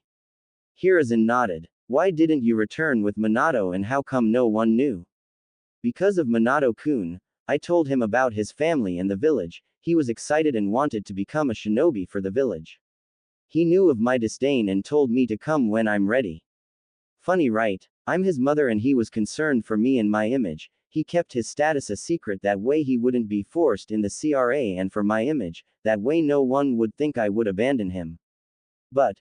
Her fist clenched in anger as she gritted her teeth. When Jiraiya told me about Kushina being pregnant, I was ready to return, and when I did, I was surprised to see he was marrying a Uzumaki. So I decided to wait to let the village know about Minato until his baby was born. I understand, so why did you think Naruto-kun was dead? Hiruzen asked. Because the elders and Danzo told me they were killed by the fox. When I returned from the search for the snake Tem, the fox was already sealed. I went towards Minato-kun house and Danzo was there with the two old bats. He told me Minato and his family were killed, so I left with Shizune and never came back. Tsunade finished, leaking some ki along with Hiruzen. I should have known. Ever since he was young, Naruto was targeted by the corrupted Warhawk to become his personnel weapon. He even gained control of the civilian council with the help of my former teammates. I swear I'm getting too old for this shit. Well, how was his life here in the village? He was the son of Minato-kun, so I hope he wasn't spoiled. Tsunade asked eagerly. Hiruzen started to sweat a bit. Well, you see. Yamanaka's residence. Ino was staring across her dining room table at Sakura after Sakura informed her about her mission with her team. The platinum blonde couldn't believe that her Sasuke would use Sakura as a sacrifice, and to make things more surprising, Naruto, the former Deadliest, jumped in front of the Pinkett and took a hit. Ino, I know how you're feeling right now, but I think you should give up on Sasuke. But what about marrying him? He's the best. He was the best, but not anymore. He lost multiple fights since we were put on a team. On the wave mission, he fought an ice user and lost, but Naruto beat him. He fought Naruto in a spar with his Sharingan but lost. And lastly, the Nukenin who attacked me was beaten by Naruto, the same one that beat Sasuke. Sakura said, drinking some tea. Ino was amazed. She always believed that Sasuke was the ace of Team 7, but it seems Naruto was stronger and she didn't want to admit it, but she found it romantic that Naruto took a hit for Sakura, like a knight for her princess. I guess we were wrong about the two of them. Sakura nodded. We are more than that. Ino stared at Sakura confusingly. We were bitches, we worshipped Sasuke so much, we treated everyone else like crap. We did because he's a Uchiha and he was an orphan. But so was Naruto, but he was ignored and bullied by everyone including us. But that was his fault, he was annoying and always pulled pranks. Ino argued. Sakura shook her head. Be that as it may, if I think about it, Naruto-kun might be the perfect guy for me. Also, I think I know why he was pulling pranks, and I'm pretty sure it wasn't just for enjoyment. During the wave mission, I found out a little about Naruto's past and it was pretty bad. Well, how bad was it? Well, we learned from Kakashi-sensei while he was in the orphanage, he was isolated from the other kids, they had him sleep in the basement, barely feed him and kept his room cold. But things changed when he turned 6 years old. Ino breathed in relief. Things change for the better, I assume. After all, how could someone with a bad past always be happy? Sakura shook his head. No, it gets worse. Ino was about to ask, until Sakura halted her. He was kicked out when he was 6 and was digging through garbage to find his next meal. Ino held a hand over her mouth as gasp. But there's more, he used to sleep in dark alleys and in sewers. Sakura said with tears in her eyes, picturing a little Naruto shivering in the cold. Ino started to get worried. Okay, I get it. It was bad, now please stop. No, Sakura yelled, startling Ino. Just listen, please. Ino nodded. After he was kicked and went through all that, the villagers started hunting down. They beat him and he had no one to comfort him beside the ramen people. Sakura had tears pouring down her face which confused the platinum blonde. Ino was upset at the villagers, but what accused her was how Sakura was handling it. Why was she so affected by this? Why does this upset you? There's nothing you could have done. Sakura stopped sobbing and glared at the blonde, but not in anger. It was guilt. You know why this upsets me? Because we added to his pain. Ino's eyes widen. He was called a demon by the villagers and in the academy we made fun of him when he wanted friends. And what's worse, my mom wanted me to be friends with him, but I followed the crowd because I didn't want to be made fun of. Ino was now sobbing at the guilt she was feeling. But he was annoying, and was a idiot. Ino tried to defend. Remember all those pranks? I do, and you know what else I remember? Naruto-kun never pranked us. He never did anything to us. So why was I so bothered by it? For Kami's sake, we treated Kiba better than Naruto. Kiba, who I remind you is a pervert and looks down on women. Ino started to rub her eyes, trying to wipe away the tears. Kakashi told me the only reason he pranks people is for attention. He didn't like being ignored and glared at, so by pranking, he was looked at as an annoying kid. Ino finished. Ino never thought about it before. Naruto never targeted kids for his pranks, only adults, and now hearing this, they probably deserved it. And now that she noticed it, whenever she saw him smile, it seemed forced, but she never thought of it because she never cared for her fellow blonde because she always focused on the Uchiha. But after hearing about the incident, she started to look at both Team 7 boys in different ways. She always dreams about getting married one day to a knight in shining armor, and she assumed Sasuke was the one to fit the description. Now after hearing about the emo, she was having second thoughts about pursuing any relationship with him. He's amazing, regardless of how the village treats him, he still wants to be Hokage and protect the village. I wish I could also be strong like him. Sakura blushed before continuing. I think I'm going to give Naruto-kun a chance, he proved to me how much he cares about me. Sakura announced. Even though he said he will never pursue me again, he didn't say his feelings were gone. Hold up, forehead, not so fast. Ino interjects. Why do you get to have Naruto? What if I want him? Sakura gasps in surprise before glaring at her old friend. And why would you want him, Ino pig? You hardly know him. Sakura yelled. Why wouldn't I? After everything you said, I would be stupid not go for him. Should I remind you? You said he's kind-hearted, strong, dedicated, and practically a knight. He jumped in front of an attack to save you. That's so romantic. I may not know him much, but from what you told me, he has the quality of a good man. I just get to know him better and show him my good side. He shouldn't be able to resist my charm, especially since I'm way more beautiful than you are. Ino said with confidence. Fat chance pig, Naruto-kun will be mine. After all, we already kiss. Ino was surprised but quickly hid it.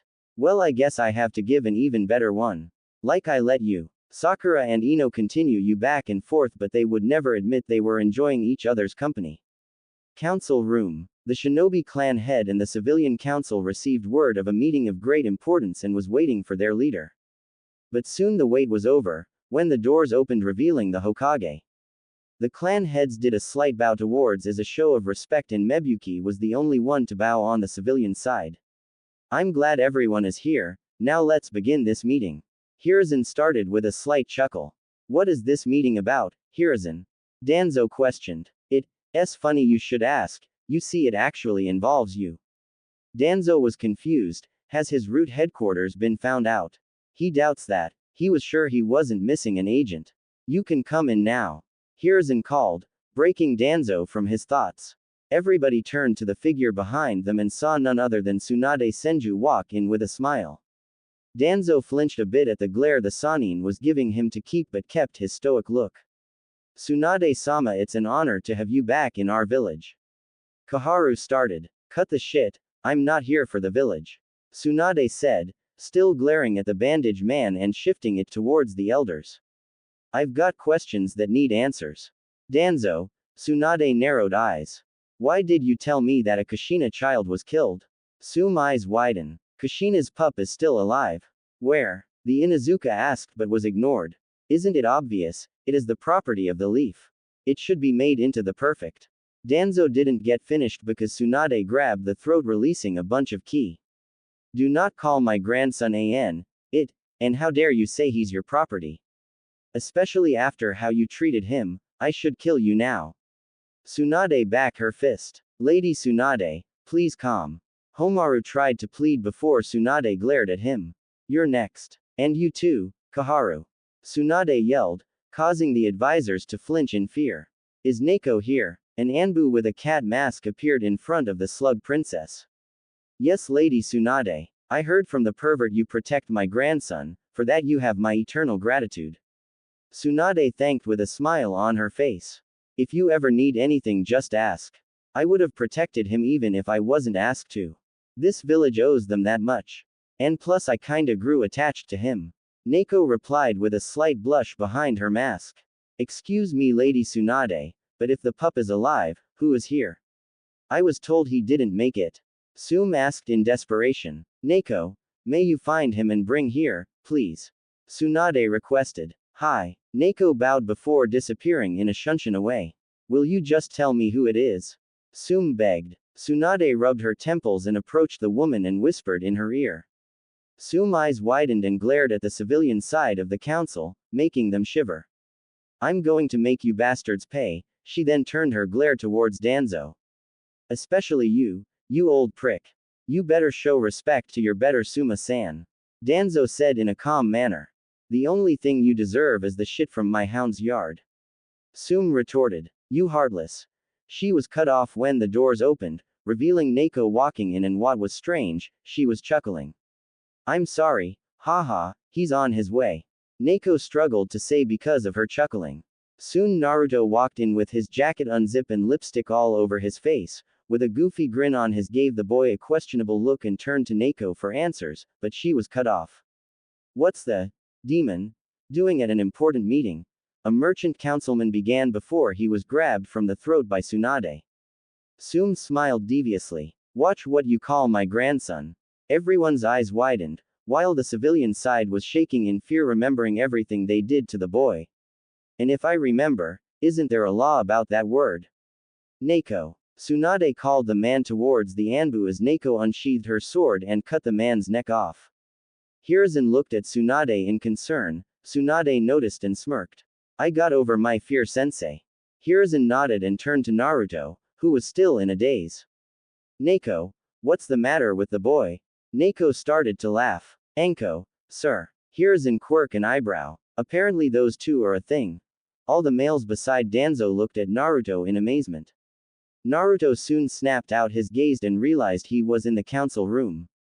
He was about to ask why he was here when he was suddenly swooped up by his feet in a huge hug. Naruto-kun, you're alive, I can't believe you are alive. Naruto was suffocating, gasping for air. Of course I am, who are you, lady? Tsunade sat him down and wiped a stray tear. Sorry, I was happy to see you. Why? Allow me to introduce myself. My name is Tsunade Senju, one of the Sanin, but most importantly. She bent down and kissed his forehead, making him blush. I'm your grandmother, Tsunade Senju, as in the granddaughter of the. Naruto paused and registered what he heard. Wait, did you just say? I'm your grandmother. Tsunade smiled. Naruto started to shake. Why? Tsunade gave him a confused look. Why weren't you here for me? Did you hate me like everyone else? No. Tsunade answered with tears of her own coming out. I would have been here for but. She started releasing ki, startling everyone. I was told by some soon-to-be-dead fools, that you perished the night of the attack. She stopped the ki and gave Naruto a soft hug which he returned. I love you. Naruto was crying in the crick in her neck, very happy. Everyone gave them a moment before both the blondes calmed down. Wow, I can't believe I have family and it's a Senju. The shinobi clan heads, Hokage, Mebuki and Tsunade all smiled at the boy, happy for him. There's no way those two are related. Tsunade is a princess and the boy is nothing but garbage. Another council said, making the rest nod in agreement. He must have hypnotized her. Kit, show them, Kuruma suggested. Naruto smiled at the idea even though he wanted to keep it a secret. If I'm not a Senju, how can I do this? Mokuten. Moku Bunshin no Jutsu. Naruto said, making a wood clone of himself, receiving gasp in return. You have Ji-chan bloodline. Tsunade asked in shock. That's right, Ba-chan, which reminds me. Naruto turned to face the Hokage. I would like to be in the CRA. Naruto shocked everyone. I agree, it'll bring great strength to the leaf to revive the Mokuten, Senju and Uzumaki clan. Danzo said. Well, I don't. We shouldn't have any more demon spawns running around. The stupid councilman started before he was beheaded by Neko. Hiruzen looked at Naruto and nodded for him to continue. But there is a condition. Everyone waited for Naruto's condition in suspense and grew nervous when he started to chuckle. You can come in now. Naruto called. Anko walked in with a huge sinister grin, matching Naruto's. Anko-chan have to approve of them. Hello Shinobi Council. Anko greeted with a bow, then the civilian council. Your royal assness. Why should the snake whore have the honor of such an important task, Uzumaki-sama? Another random councilman asked. Anko was about to jump up and torture the victim, but Naruto grabbed her hand and gave her a warm smile. For one, I don't want anyone trying to gain power using my clan status. The civilians grumble a bit. And two, Naruto pulled Anko by her arms and gave her a deep kiss, surprising everyone. Anko got over her shocked mood and returned the kiss by wrapping her arms around his neck. Naruto wrapped his arms around her waist, earning an extra moan from the snake mistress. Some of the men were impressed with the blonde, while Tsunade gave a questionable gaze. After 30 seconds of making out, they broke apart for air and Anko gave Naruto a seductive smile. Didn't know you were an exhibitionist. Anko then turned her head towards the council. Now listen up. I don't want no pansy girl trying to bed my Naru-kun for his status, or my snakes will have a full-course meal.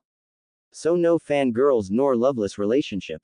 Anko declared, receiving nods of approval from the shinobi and glares from the civilians. Tsunade smirked and couldn't agree more. She was going to suggest the same thing, but the fact Anko suggested it was enough to earn some points in her book.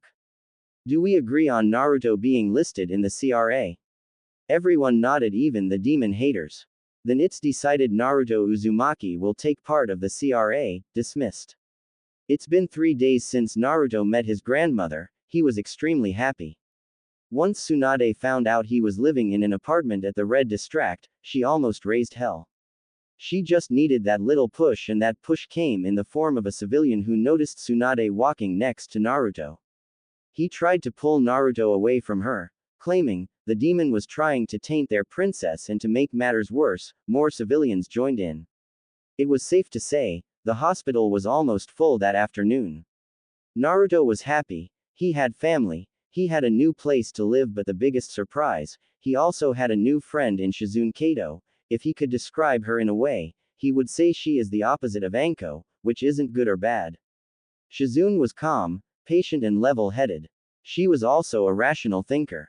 Naruto decided to learn about poison from her. He may not be able to do medical ninjutsu, but he could probably make poison and antidotes.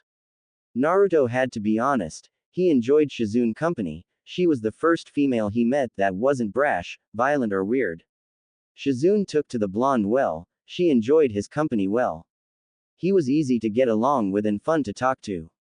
He reminded her of her uncle whenever he talked about being Hokage, and she respected how he valued bonds and cherished them as well. Tsunade had informed Shizune about Naruto being in the CRA and suggested she join. Shizune had blushed up a storm claiming she didn't know the boy. Tsunade gave a smirk that Shizune recognized. It means Tsunade was planning something. Tsunade ordered Naruto to go get some flower seeds and she forced Shizune to join. Shizune was blushing because she knew what her sensei was planning, but she did want to get to know Naruto more, so she went along with the plan. Do you know what kind of flower Ba-chan wants? Shizune nodded. She wants anything red, yellow and purple. Red for Uzumaki, purple for Senju and yellow is a secret, Shizune teased. Sign it's my dad, isn't it? Why won't anyone tell me who he is? Well, at first it was because we thought you couldn't keep a secret. But now that's not the case.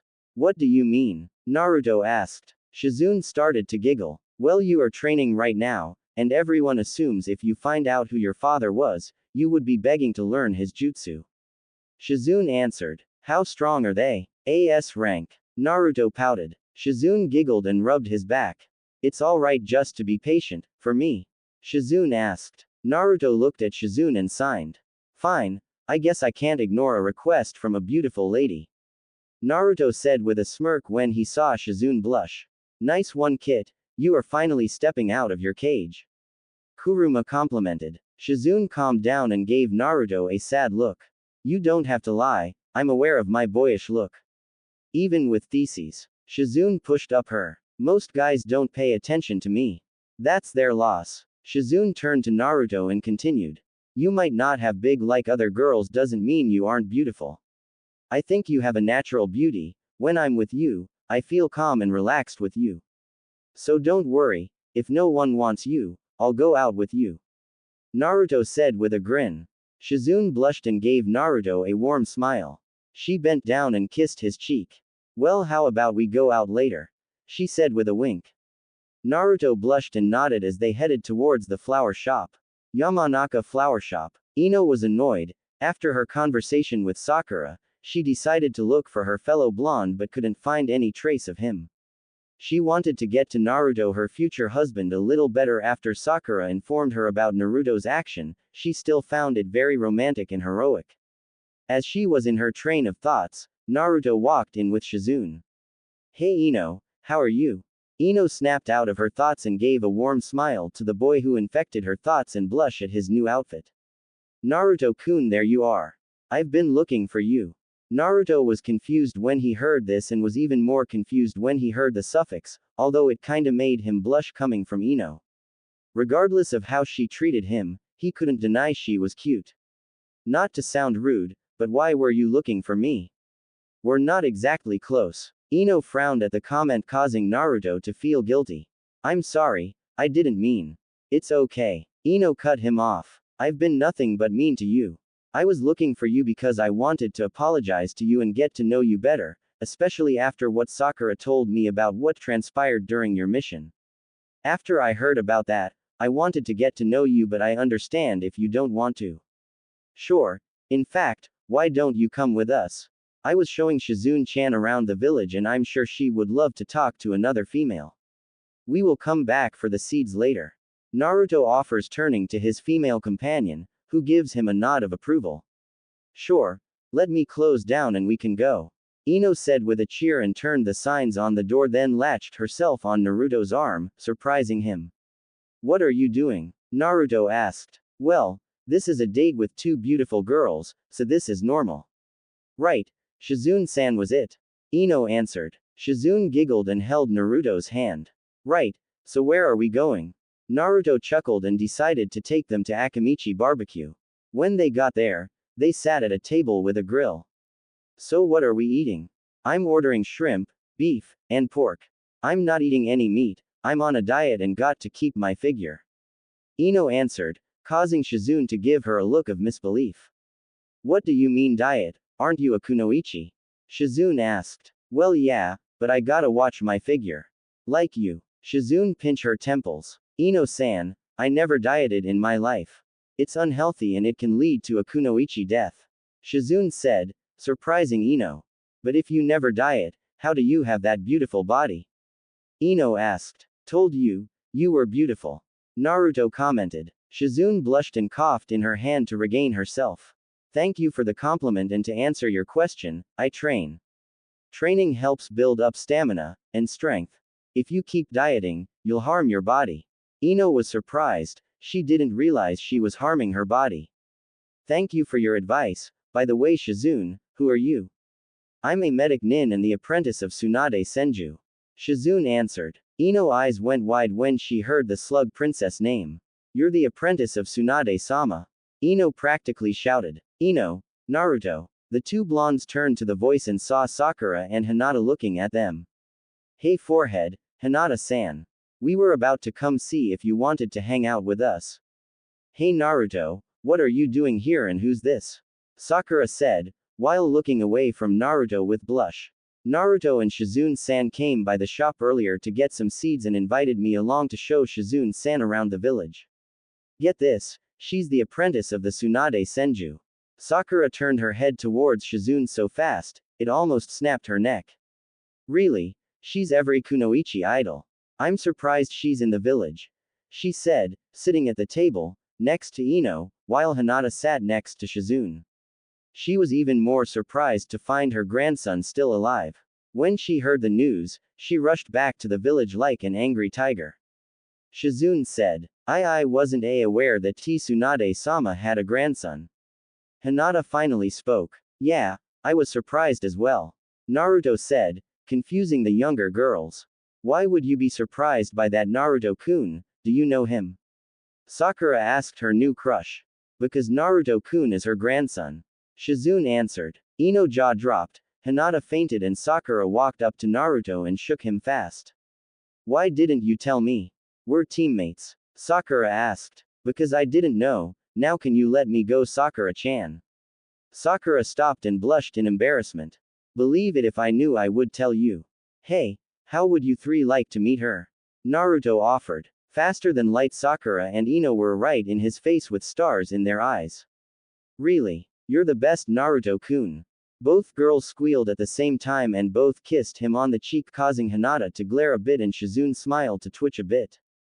Naruto turned to Hinata, who started to blush. Are you coming too, Hinata-chan? Naruto asked with a warm smile, causing the Hyuga to pass out. Take that as a yes. Ino interjected. Naruto nodded and then finished eating. To Shizune's dismay, she had to convince Sakura to stop dieting as well, and after the speech, Sakura, along with Ino, started eating more meat. After Naruto paid for all 5 of them, they proceeded to head towards the Senju compound. On the way, Naruto instincts kicked in, but it wasn't dangerous and he was soon tackled by a purple blur known as Anko. Before he could question who it was, he felt someone's tongue enter his mouth and he recognized the taste of dangos, so he started to reciprocate it. The rest of the group was blushing up a storm when this mystery woman appeared out of nowhere and kissed their Naruto-kun. Anko pulled back slowly and smiled. Hey Foxy-kun, how's my favorite blonde? Anko asked, getting off her boyfriend-fiancé. Ino and Sakura were glaring in jealousy, but not because of the kiss, okay maybe a little, but because of how Anko ozed from her body. They looked at their bodies and back at Anko, then started to cry anime tears. Hinta stepped towards Anko to speak. Excuse me, but who are you? Anko turned to the girl and smiled. I'm the badass, and taken, Anko Mitarashi. You're on the Nai-chan team, right? Hinata nodded. You're also the one who has been following. Hinata let out a eep, and covered Anko's mouth, confusing the others. Anko smirked. Perfect, I've been looking forward to a one-on-one time with you.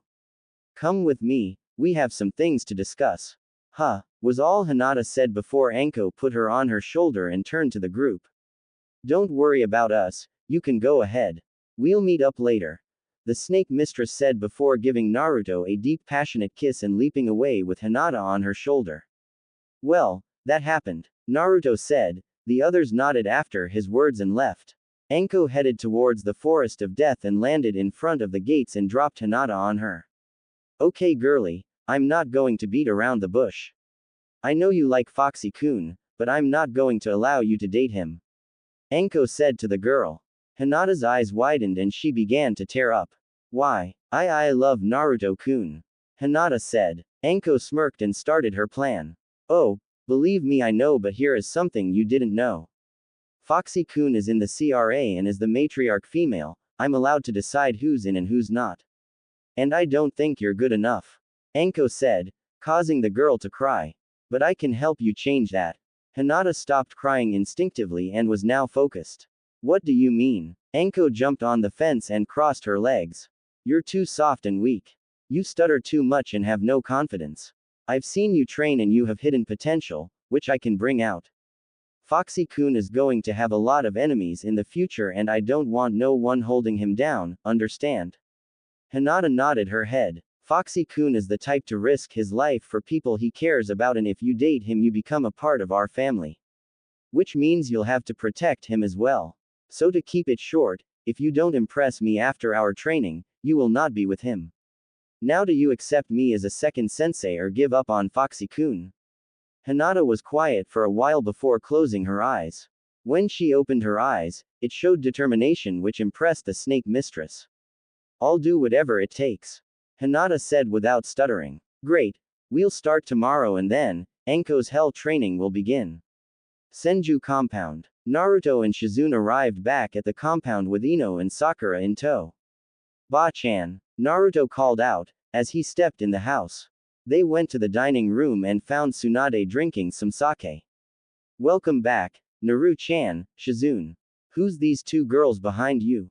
Tsunade asked. Naruto walked up to her and gave her a hug, one of the many they owed each other. This is Sakura-chan and Ino-chan, they wanted to meet you. Naruto answered. Tsunade stood up and approached the girls. It's nice to meet you Sakura and Ino. Sakura, from what Naruto told me, you have perfect chakra control and I was wondering how would you feel if you became a Med-C. If you're on my grandson's team, I want you to be able to support him and not just rely on him. So how about I train you? Sakura's mouth dropped. She had just been offered the chance to train with the Tsunade Senju. It'll be an honor to train under you. Sakura said with a bow. Ino got in front of Tsunade in a begging position. Can you train me too? Ino begged desperately, but before Tsunade could answer, Shizune intervened. Actually Ino-san, may you allow me to train you? You see I'm a medic nin but I'm a poison fighter. Owning a flower shop gives you a lot of possibilities. Also I always wanted to train a student on my own, so what do you say? Would you mind having me? Shizune said. Ino was shocked. Sure it was the slug Sanin but it was her apprentice and she could use her flowers as a weapon. Also it would be a good step for her life to get back on track. Ino then approached the raven-haired and bowed. I accept your offer, Shizune-sensei. Naruto was happy for the girls, they now have a chance to go from fangirls to Kunoichi. Naru-chan. Naruto turned to Tsunade with a questionable gaze. Neko appeared earlier and she wanted to talk to Yushi-s in the backyard. She said, you'll know why. Naruto nodded and went to the back of the house and found her. Hello Naruto-kun, how are you? I'm fine, is everything okay? Naruto asked. Yugao nodded. Everything is fine, but your training will conclude in 2 months.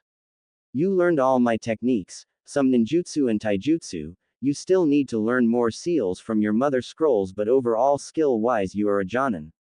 But you're a low chunin in experience.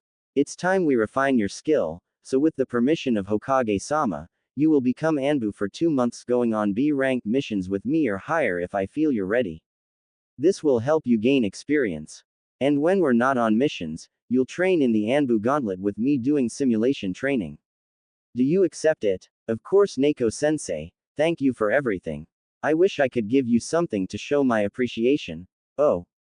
Naruto pulled out a scroll and tossed it towards the Anbu. I wanted to give you this but I guess I got sidetracked. Neko chuckled but unsealed the scroll revealing Umi Bunkatsu.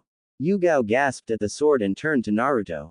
Is this Umi Bunkatsu? But how? Well on my last mission, I was able to beat a missing nin who was wielding this blade. Since I have my Ka-chan blade, I thought you should have this one. Naruto said. Yugao was surprised. She had a legendary blade of water and Naruto was the reason she had this powerful weapon in her hand.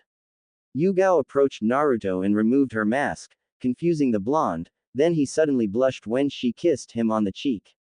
Thank you Naruto-kun, I guess now we could help each other. You know in some countries giving a swordsman a sword as valuable as this is considered a proposal. Yugao said, causing the blonde to blush. As she looked back at the blade, she thought of her previous conversation with Hayate, her ex-boyfriend. Flashback. What? Yugao asked, facing her boyfriend with disbelief on her face. She was facing her boyfriend in her apartment. I'm breaking up with you, but it's not you, it's me. You see, I'm slowly dying. I didn't want to tell you until Tsunade-sama cough confirmed it. She said I have an incurable heart disease and it could happen any day now. Hayate explained, sitting on their couch. But why break up with me? Shouldn't we spend your last days together? Yugao pleaded. Hayate shook his head. Because you need to unattach yourself to me, it'll be harder for you to let go. I don't want you cough to dwell on my death. I want you to find someone to love you as much as I do. Maybe that Naruto guy. Naruto. Yugao repeated, confusingly. Hayate smiled and nodded. You haven't noticed. You always talked about how much fun it is to train him, that he has high potential and so much fun to be around. And don't let me add how he was treating Anko like a princess and would make the perfect husband for anyone. Yugao blushed in embarrassment, causing Hayate to chuckle. He got on his feet and approached the blushing Anbu. Listen, I love you and always but after today we shouldn't see each other anymore. It's the best for you. I'll be dead soon, but you'll live and be happy for the both of us. Just promise me something. Anything. Yugao responded. Hayate adopted a teasing smirk. Name your first kid after me. Hayate said, causing Yugao to blush. Flashback end. Neko-sensei. Yugao looked up and smiled at the blonde. She had to admit, she was becoming a little attracted to the blonde and he always gave off this warm aura. She informed Anko of Hayate's wishes and Anko fully supported the thought after comforting her sister figure. I'm fine Naruto-kun, how about we get going? Go say goodbye to your friends and family before we leave because you won't see each other for 2 months. Yugao said. Naruto nodded and went inside his home to say his goodbye, although he told them he was going on a training mission and not in Anbu. Tsunade hugged the boys, covering him with kisses. Shizune decided to take a step further and gave him a peck on the lips. Sakura and Ino, not wanting to lose, kissed him on both of his cheeks, causing the boy to blush. But none of that was even comparable to when he found Anko at her apartment to inform her. When Naruto broke the news to her, Anko told him, "We're going to make up for future time," and dragged him into her bedroom. After around 30 minutes, Naruto was covered with lavender lips and on his chest was Anko Heim property, and he had a goofy grin on his face, which caused Yugao to chuckle. After that they left and headed towards Anbu headquarters to begin Naruto's training. Kit, I'll teach you some more elemental jutsu and some of the fox-style techniques. Plus it's about time to get rid of your hatred, so you harness more of my chakra. We will talk more when your true training begins. Kuruma said, receiving a nod from Naruto. Uchiha compound the next day. Kakashi just arrived at the compound and appeared at his raven hair student window and saw Sasuke just waking up. Yo. Kakashi greeted. Kakashi-sensei, what do you want? Sasuke asked in a cold tone. Well, I got some news for you. It turns out Naruto and Sakura are going to be busy the next 2 months. The Hokage didn't let me know what they will be doing, but it's just going to be us. Sasuke smirked at this. No one will get in his way of training. With him and Kakashi alone, he will become stronger. So what now? Sasuke asked. Well, we're still going to complete some D-rank missions and after that, I'll work on strengthening your Sharingan. I'll teach you some Genjutsu, as well as help you perfect your Taijutsu. And if your progress is good, I'll teach you some fire ninjutsu. Kakashi said. Sasuke smirked and nodded. Let's get started. 2 months later. The meeting of Junin Sensei has called to see which team will be nominated for the Chunin exams. If you think your team is ready, please present yourself. We'll start with the rookies of the Jonin team. Hiruzen stated. Kakashi stepped forward. I, Kakashi Hatake, nominate Team 7 consist of Uchiha Sasuke, Haruno Sakura and Uzumaki Naruto for the Chunin exams. Kakashi said, stepping back. Kurenai stepped forward. I, Kurenai Yuhi, nominate Team 8 consist of Aburame Shino, Hyuga Hinata, and Inazuka Kiba for the Chunin exams. Kurenai said, stepping back. Asuma stepped forward. I, Asuma Sarutobi, nominate Team 10 consist of Akamichi Choji, Nara Shikamaru, and Yamanaka Ino for the Chunin exams. Asuma Sarutobi said, stepping back. Iruka was about to get up and protest, but the Hokage stopped him and turned to the Jonin. You may leave and hand the applications to your students. Here is an order, and as the Junin left, Iruka finally spoke. Excuse me, Hokage-sama, but why did you allow the rookies to take part of the exam, especially Naruto? He was the dead last and I don't think he's ready for something of this caliber. Hiruzen chuckled. You don't have to worry about Naruto-kun, after all. Hiruzen went close to Iruka's ear. I think everyone has to worry about Naruto-kun because I can guarantee he'll be one of the strongest genin there. Iruka's eyes widened. What could his leader mean? Somewhere else in the village, Anko was enjoying some dangos after her final day with the Hyuga heiress. She could honestly say she was excited to see her little project in action. She felt guilty she had to keep the secret from Kurenai, but to Anko it was more of a surprise. She was snapped out of her thoughts when she felt a pair of arms wrapped around her torso. She was about to kill whoever this pervert is. She whipped out a kunai and turned around to stab the perpetrator, but he grabbed her wrist. When she faced the person, her face turned from anger to happiness. Hey Anko, hi my him. Naruto was cut off with Anko jumping him and smashing her lips against his blowing mind. He closed his eyes and returned the kiss, bringing Anko closer, causing her to moan. After a minute passed, Anko separated from Naruto and looked around to see everyone staring at them, blushing. What the air you staring at?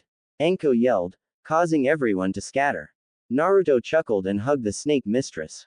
I missed you, Anko-chan. Anko gave Naruto a warm smile. Same here, Naru-kun. Anko stepped back and got a good look at Naruto. He was wearing a white open jacket with a fishnet shirt underneath, blue Anbu pants with his sword at his side. And thinking about the shirt, she could see Naruto's abs, causing her to drool a bit. But what excited her the most was the aura coming from him. Wow, Foxy-kun, your presence is making me want to jump you. Naruto smiled. Well, looking at you is just as hard considering how gorgeous you are. Naruto commented, causing Anko to blush. Well, as much fun as this is, I have to go get ready for the Chunin exam. Maybe if you're promoted, we can celebrate. Anko said, giving Naruto a wink before shushing away. Naruto chuckled at his girlfriend's antics and proceeded to Team 7 training ground to meet up with his team. Kit, there's 3 stooges following you. Kirima told the blonde, sensing 3 low chakra readings. Naruto smiled knowing who one of them was. Konohamaru, I know you there. He said, turning to a square box that was following him. Sensing my presence this early. As expected of my rival. Konohamaru said, leaping out of the box with 2 others. You two, introduce yourselves. I'm Udon and I like math. The boy with the glasses known as Udon said. And I'm Moegi, the most beautiful Kunoichi in Konoha. The orange-haired girl said. Naruto chuckled and petted the girl's head, making her blush. Well, you sure are cute. Naruto said, making the girl blush. So what do you 3 want? Well, boss, I was wondering if we could play ninja. Konohamaru asked. I think you should. Think of it as pre-training for them. Kuruma said. Naruto-kun. Naruto was cut off and turned to see Sakura with her hair cut, wearing a red vest with a red skirt. He could tell she was stronger than before, feeling the power radiating from her. Sakura glomped on the boy and gave him a hug. It's good to see you. Naruto returned the hug. It's good to see you too, Sakura-chan, like the haircut. You look great, Dadbao. Sakura blushed at the comment. Hey boss, is she yours, Yano? Konohamaru asked, lining his fingers in a circle. Naruto was about to answer, but Sakura cut him off again. I will be, but not yet. Sakura answered, winking at Naruto. Naruto blushed a bit. As expected of my rival, she's beautiful but her chest could be bigger. Suddenly the room got a lot colder. Naruto slowly turned his head towards his teammate and saw the Oni. Konohamaru. You should run. Naruto warned. Konohamaru looked at Naruto then towards Sakura and saw evil. He then took off in the opposite direction, while Sakura chased after him. Get back here, twerp. Sakura yelled. Naruto chased after her along with the other K-Core. Naruto saw them round the corner and made his way towards them. He had to admit, Sakura anger was a great power source. Ouch! Naruto arrives behind Sakura to find his protege being yanked up by the collar by a catboy thingy. But what caught his eye was the Kunoichi standing next to him. Nice legs. Kuruma commented. Naruto nodded in agreement. The girl looked at Naruto and blushed a bit with a smirk on her face. Looks like the blonde hottie is checking me out, gotta say, love the eyes, the girl thought. Excuse me ma'am, but may you please let go of my friend? Naruto asked politely, causing the boy in the cat suit to seethe while the girl chuckled. I'm a boy and why should I? He ran into me. Maybe I should teach him a lesson to watch where he is going. The boy his fist back and was about to punch, but all of a sudden he felt metal on his throat. He looked down and saw a tip of a blade pointing at him. When he looked into the blonde eyes, he saw that they were slit. I'm sorry but I should have been more clear. Put him down or die. Naruto said releasing some ki. The boy dropped Konohamaru, who ran behind Naruto. The boy reached for his bandages but as soon as he touched them he felt a blade touching the back of his neck. He turned around and saw the same blonde who was just standing in front of him. Naruto-kun is amazing, Sakura thought. Strong and handsome, I think I just found a potential boyfriend, the girl thought. Boss is so cool, the three kids thought with Moegi having hearts in her eyes. That's strike 2, if you attempt to harm anyone from my village, not only will you be kicked out of the exams but you will die here and now. Plus the guy in the tree next to my teammate is getting pissed. You can come out now Sasuke and so can you, Red. Naruto said, returning to Sakura's side. Sasuke jumped down from the tree but surprised him that there was somebody behind and he didn't sense him but Naruto did. Sasuke glared at the blonde. How strong are you? I couldn't sense this guy but the Dobi could. The girl looked at Sasuke and back at Naruto. He's cute but the blonde is way better. The red glared at the cat suit man in anger. Kankuro, you're a disgrace to our village. But Gaara. Shut up, or I'll kill you. Gaara said, jumping down landing next to his team. He turned to Naruto and bowed. I'm sorry for the trouble my teammate has caused. Gaara turned to walk away with his team. Wait, who are you? Sasuke asked, glaring at the red head. Who, me? The girl asked. No, the guy with the gourd. Sasuke responded. Naruto walked behind Sasuke and smacked him on the head, then turned to his fellow blonde. I'm sorry, he plays for the other team. He doesn't appreciate beauty as such as yourself. Naruto said, making the girl blush. My name is Sabaku no Gaara, I'm interested in learning your name, the redhead said. Sasuke smirked. Of course you heard of the. I wasn't speaking to you. Gaara cut the Uchiha off and turned to the male blonde. Naruto quirked an eyebrow and gave Gaara a challenging smirk. Naruto Uzumaki, future Hokage. Naruto then turned to the blonde girl and gave the girl a warm smile. I know the Tem didn't care but would you mind telling me your name? The girl returned the smile and gave the blonde a wink. Sabaku no Tamari. Tamari said. Naruto approached the girl and grabbed her hand, then kissed her knuckles making the girl blush. Haha, smooth moves kid. By the way, this boy has my crazy brother Shikaku sealed inside him. Looking at the boy, you can tell he never slept in a day of his life. Maybe you should help him. Use my chakra and challenge him. Kuruma said. Naruto nodded. Hey Gaara, was it? I got a message for Shikaku from number 9. Naruto said, causing the sand nin's eyes to widen. Shikaku, stop torturing the boy and let him sleep or else you'll be dealing with me and trust me, unless you want to become a tailless beast, stop tormenting him. Naruto said, making the voice in Gaara's head panic a bit. Gaara looked at the blonde with a confusing gaze. Mother says I can sleep tonight. Tamari and Kankuro's eyes widened. Tamari turned to her fellow blonde and wrapped in a hug, then kissed him on the cheek. Thanks for helping my brother, maybe we could meet up later. Tamari said before turning around and leaving with her brothers. Naruto turned to his teammates and the kids.